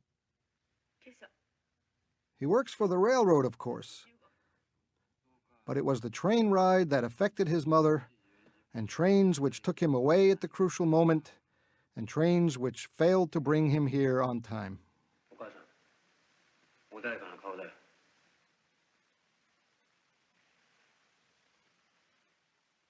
Ozu allows the family to reflect quietly, while the camera angle and distance allows us a similar reflection, except we might be more critical than the characters are.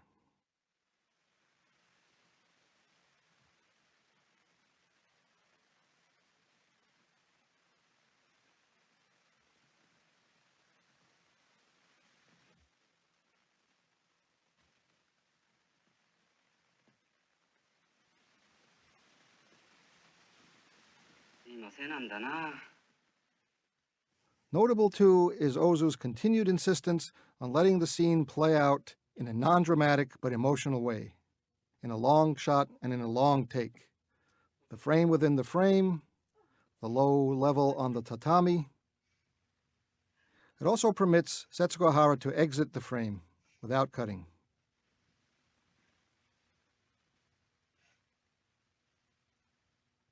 It is only appropriate that one of the film's most puzzling but important moments occurs between Chishu-ryu and Setsuko Hara, Ozu's most important stars. The Buddhist undertones of the film stand out clearly here, as Shukichi is framed by the stone lanterns of the temple.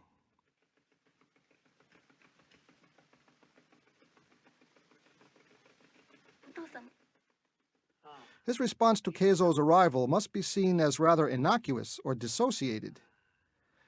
It was a beautiful dawn. It's going to be hot again today. But much underlies these remarks. Though Noriko makes no reply, notice that she does turn to face the same direction as Shukichi.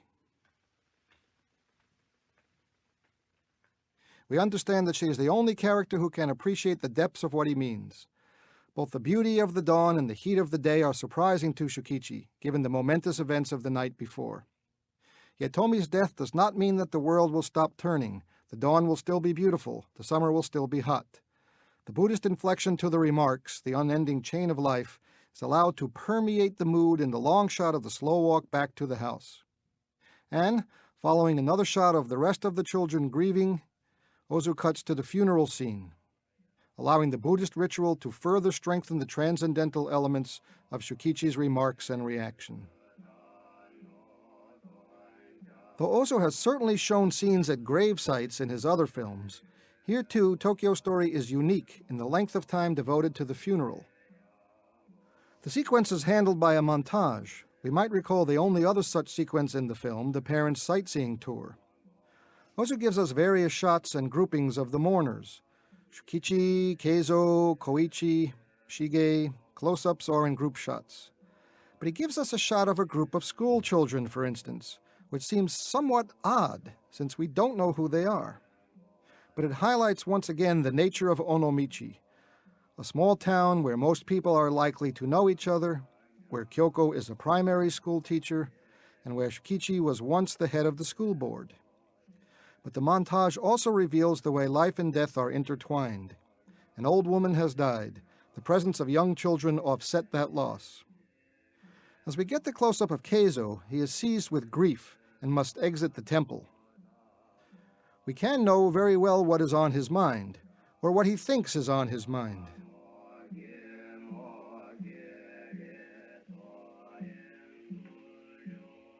Remembering again that he is the least filial of all the children, Ozu wants us to take this scene as ironic and hypocritical. But Ozu once again will allow his most sympathetic character to share in another's grief, as Noriko comes to inquire about Keizo's state of mind.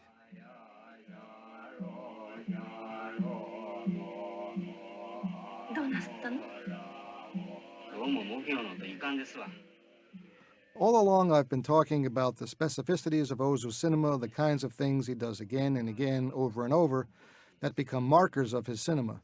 This is as true of his credit sequence as it is anything else.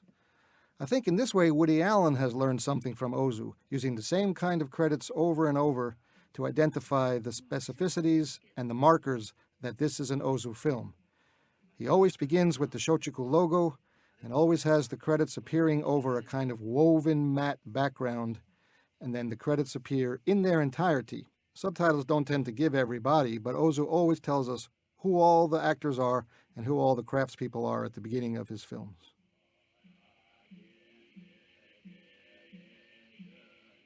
As they re-enter the temple, two still lifes of gravestones will then give way to boats in the harbor.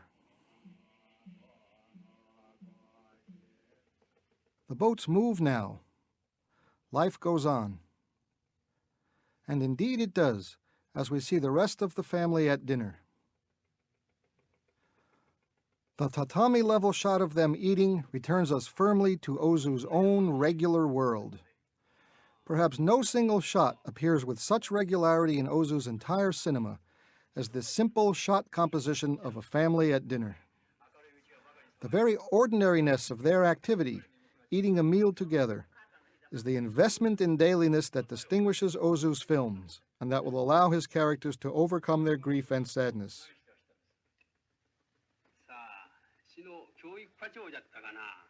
Shige, Keizo, and Koichi, as we see, rather quickly recover, but it will be dailiness, the ordinary, along with the acceptance of life's sadness, that permit the more sympathetic characters to transcend their grief and loss too. It is exactly the ordinary that the characters remember in their nostalgia. A fireworks display, a boat trip, falling asleep on mother's lap. And it is exactly this ordinariness that will continue despite Kyoko's later protestations and dismay.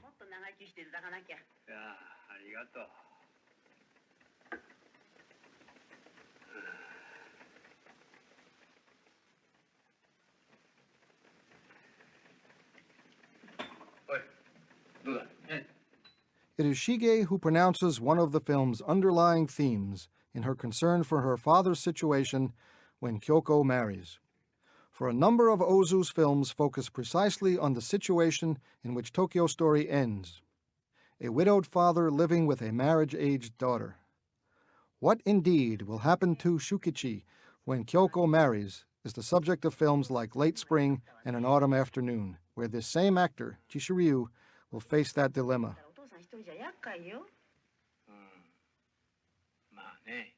The widowed father will eventually convince his daughter to marry, but we understand that he will be lonely thereafter. Ozu ensures that our understanding is little but loneliness lies in Shukichi's future by film's end. But for now, Shige has voiced a major issue in Ozu's world. Yet she undercuts her own seeming concern for her father in her apparent greed to latch on to a number of her mother's clothes as keepsakes. If we are a bit horrified at this moment, Kyoko will give full expression to our reaction later. It is always Shige who voices this dark but nevertheless true side of people. まあおかげさんでこれですっかり済んだ。みんな忙しいのに遠いとこわざわざ来てくれて。 Ozu's films until 1957 are all in black and white. It was typical of Japanese filmmakers to be rather conservative, and so we see a lot of their major filmmakers refusing to work in color until later in their careers. However, once Ozu chose color, he made the rest of his films, starting in 1957, in color.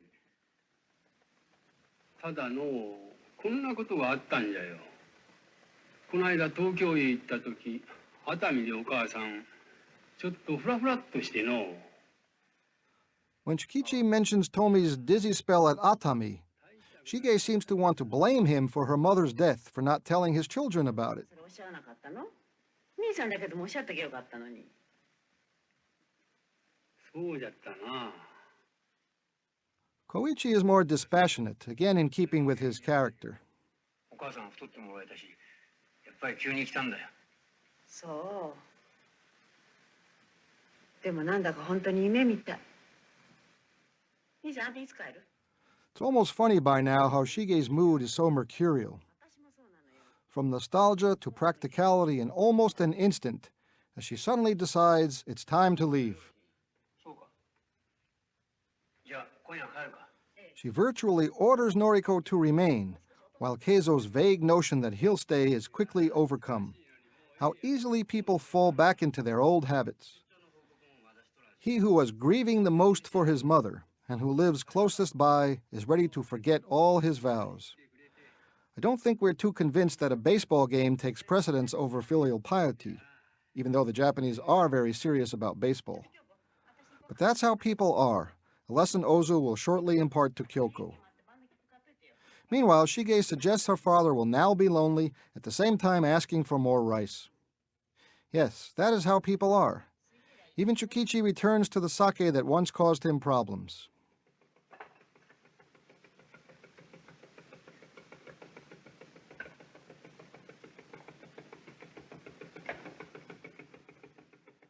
Ozu anticipates Shige's condemnation of the old man with this very interesting composition. お父さん、あんまりお酒飲んじゃダメよ。いやー、大丈夫だよ。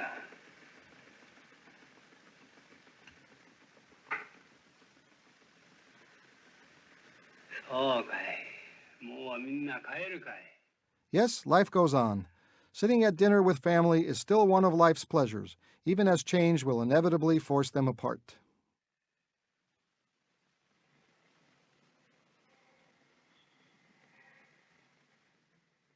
Ozu elides Koichi, Shige, and Keizo's departure, typically, to deliver the film's leisurely final sequence.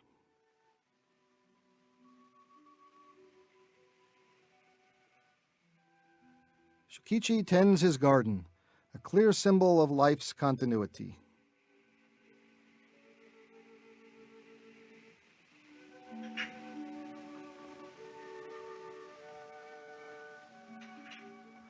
The warmth expressed between Noriko and Kyoko is really touching.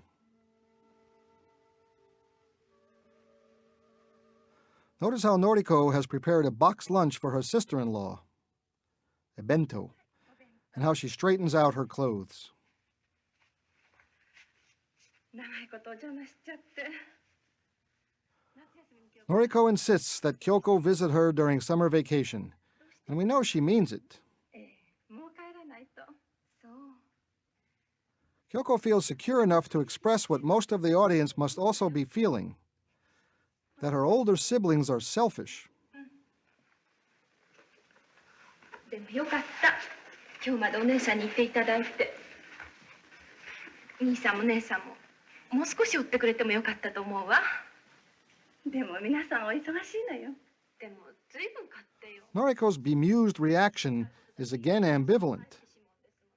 She defends Shige and Koichi to some extent. For deep down, she is not so certain that she is unlike them. 自分勝手なんよ。でもね、京子さん。 It is hard to give voice to the subtlety of this moment, the probing depths of Ozu's insight into how people really are. お母さんの気持ち考えたらとても悲しくなったわ。他人同士でもっと温かいわ。親子ってそんなもんじゃないと思う。だけどね、京子さん。私もあなたぐらいの時には Noriko tries to teach Kyoko an important life lesson while realizing it herself. that people change. It is inevitable. It is not just a function of Tokyo life or changes in Japanese society in the post-war era. Ozu has something more universal and transcendental in mind. People change. Life is all about change. Children grow, marry, leave home, have children, and make lives of their own. That's how life is. Is it cruel? Yes. Even Noriko herself is or will be guilty of moving on.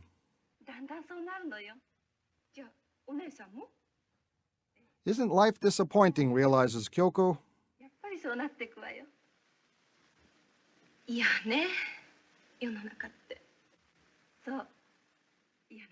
To which the sad and pensive Noriko can only add, I'm afraid so. This exchange between the two young women may seem surprising. Certainly, we may have expected the old couple's discussion of their life, their children, their disappointments, that we saw earlier.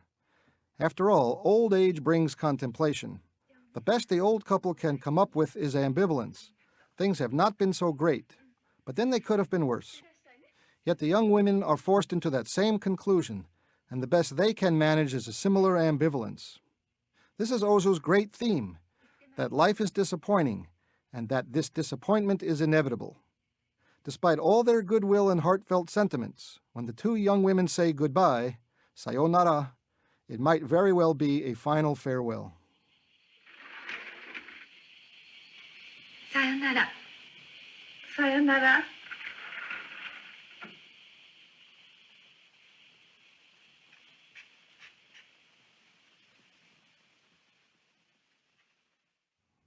This theme is highlighted once again in the equally moving scene between Shukichi and Noriko.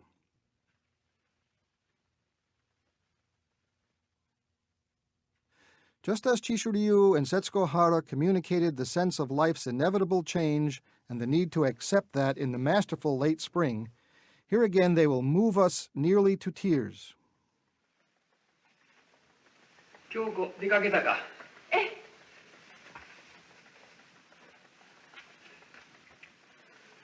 お父様、私今日お昼からの汽車で。そう、帰るか。In their mutual, unspoken recognition of the sweet sadness of life, we experience what the Japanese call mono no aware, that is one of the culture's most particular aesthetic values, the intertwining of both happiness and grief.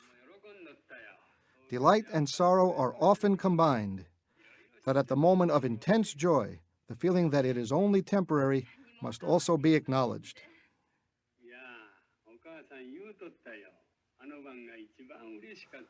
The recollection of Tomi's pleasure in seeing Noriko is a painful reminder of her sudden death. In one way, Noriko is not being modest in refusing to accept the compliments being paid to her. Yet in another way, we see her modesty and genuine emotion.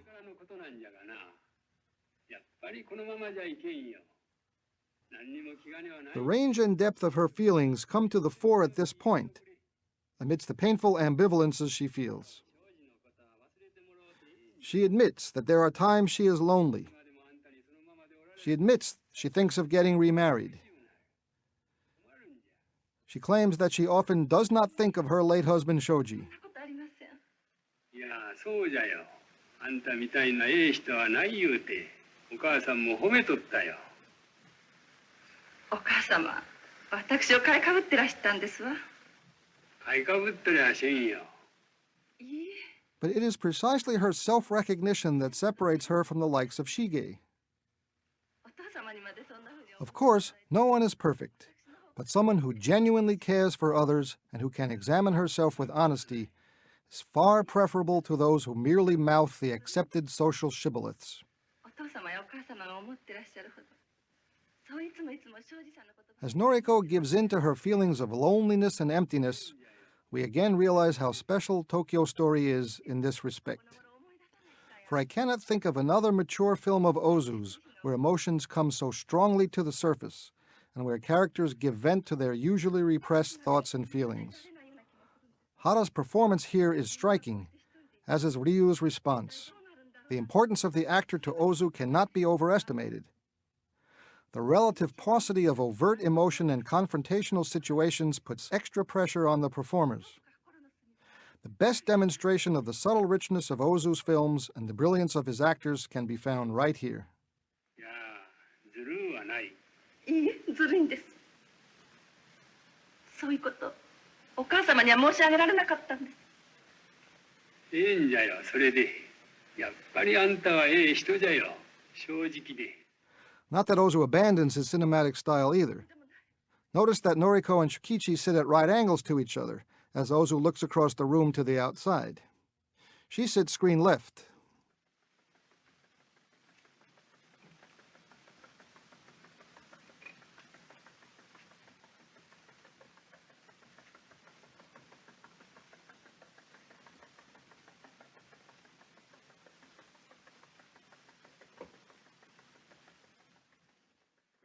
When Ozu makes his cut, he has again moved the camera to the other side of the room, so now it looks out on the opposite side of the house, and Noriko is screen right, her back to the camera. でもそんな。ええんじゃよ、もろうといておくれ。 The comparison and contrast between Shige and Noriko continues in this moment when Shukichi gives Noriko the watch. なあ。 Shige had to demand keepsakes, ones that were probably fairly meaningless to Tomi. Yet Noriko gets something obviously of special value. But what is it that moves her so to tears? Obviously, the thoughtfulness and generosity of the gift is part of it, but so too may be a sense of guilt. Deep down, she too is changing. She wasn't lying about her feelings of loneliness and despair. Faced with an overwhelming outpouring of gratitude from her father-in-law, Noriko breaks down in her own sense of unworthiness. This is the special quality of Ozu's cinema, the ambivalence that characterizes his attitudes and insights. There is no simple good versus evil, right versus wrong. Noriko cries for many reasons: herself, her mother-in-law, the inevitable sadness of life. Transience, mutability, the sense of the ever-changingness of things. This is Ozu's real theme. Images of the transitory abound. Smoke from chimneys, boats chugging through the harbor, children walking to school, clothes hanging on a line. Images of the daily and the ordinary, to be sure, but whose recurrence in Tōkyō Story imbues them with the drama of change, the trauma of the transitory. Change is surely highlighted in this moment of Kyoko at school, with Ozu foregrounding the image of children, the greatest symbol of life's continuity. Kyoko's glance at her watch motivates her to look out the window to see Noriko's train pass by. Yet, in addition, nothing could be more clear an image of the passing of time than the glance at a watch or the passage of a train.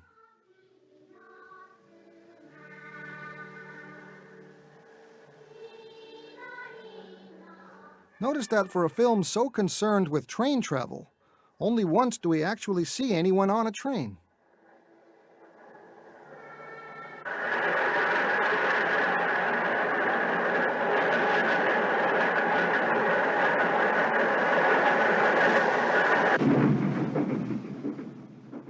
And it is perhaps no surprise to find that it is Noriko whom we see. She looks at the watch her father-in-law gave her, another indication of her and the film's sensitivity to the passing of time and the inevitability of change. The two characters who understand this most clearly are Noriko and Shukichi. Thus we see Noriko's recognition of this fact and are given time to appreciate it.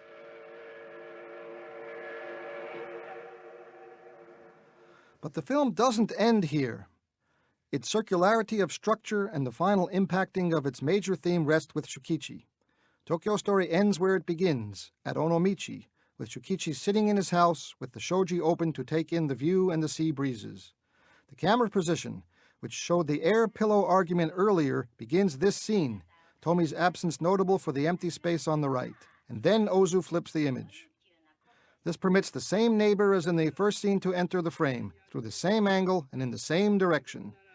Now offering the remark, "You'll be lonely," in much the same tone in which she earlier breathed, "Isn't it a nice day?" We may remember, too, the argument over the missing air pillow, and Shukichi's comment, "I wish I'd been nicer to her."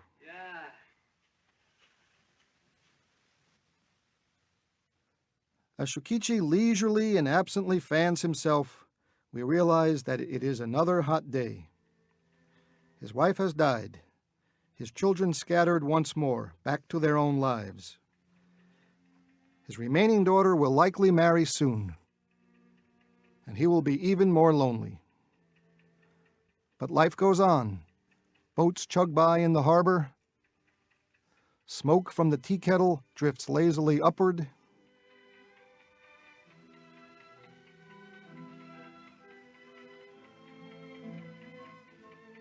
The summer heat settles over the town.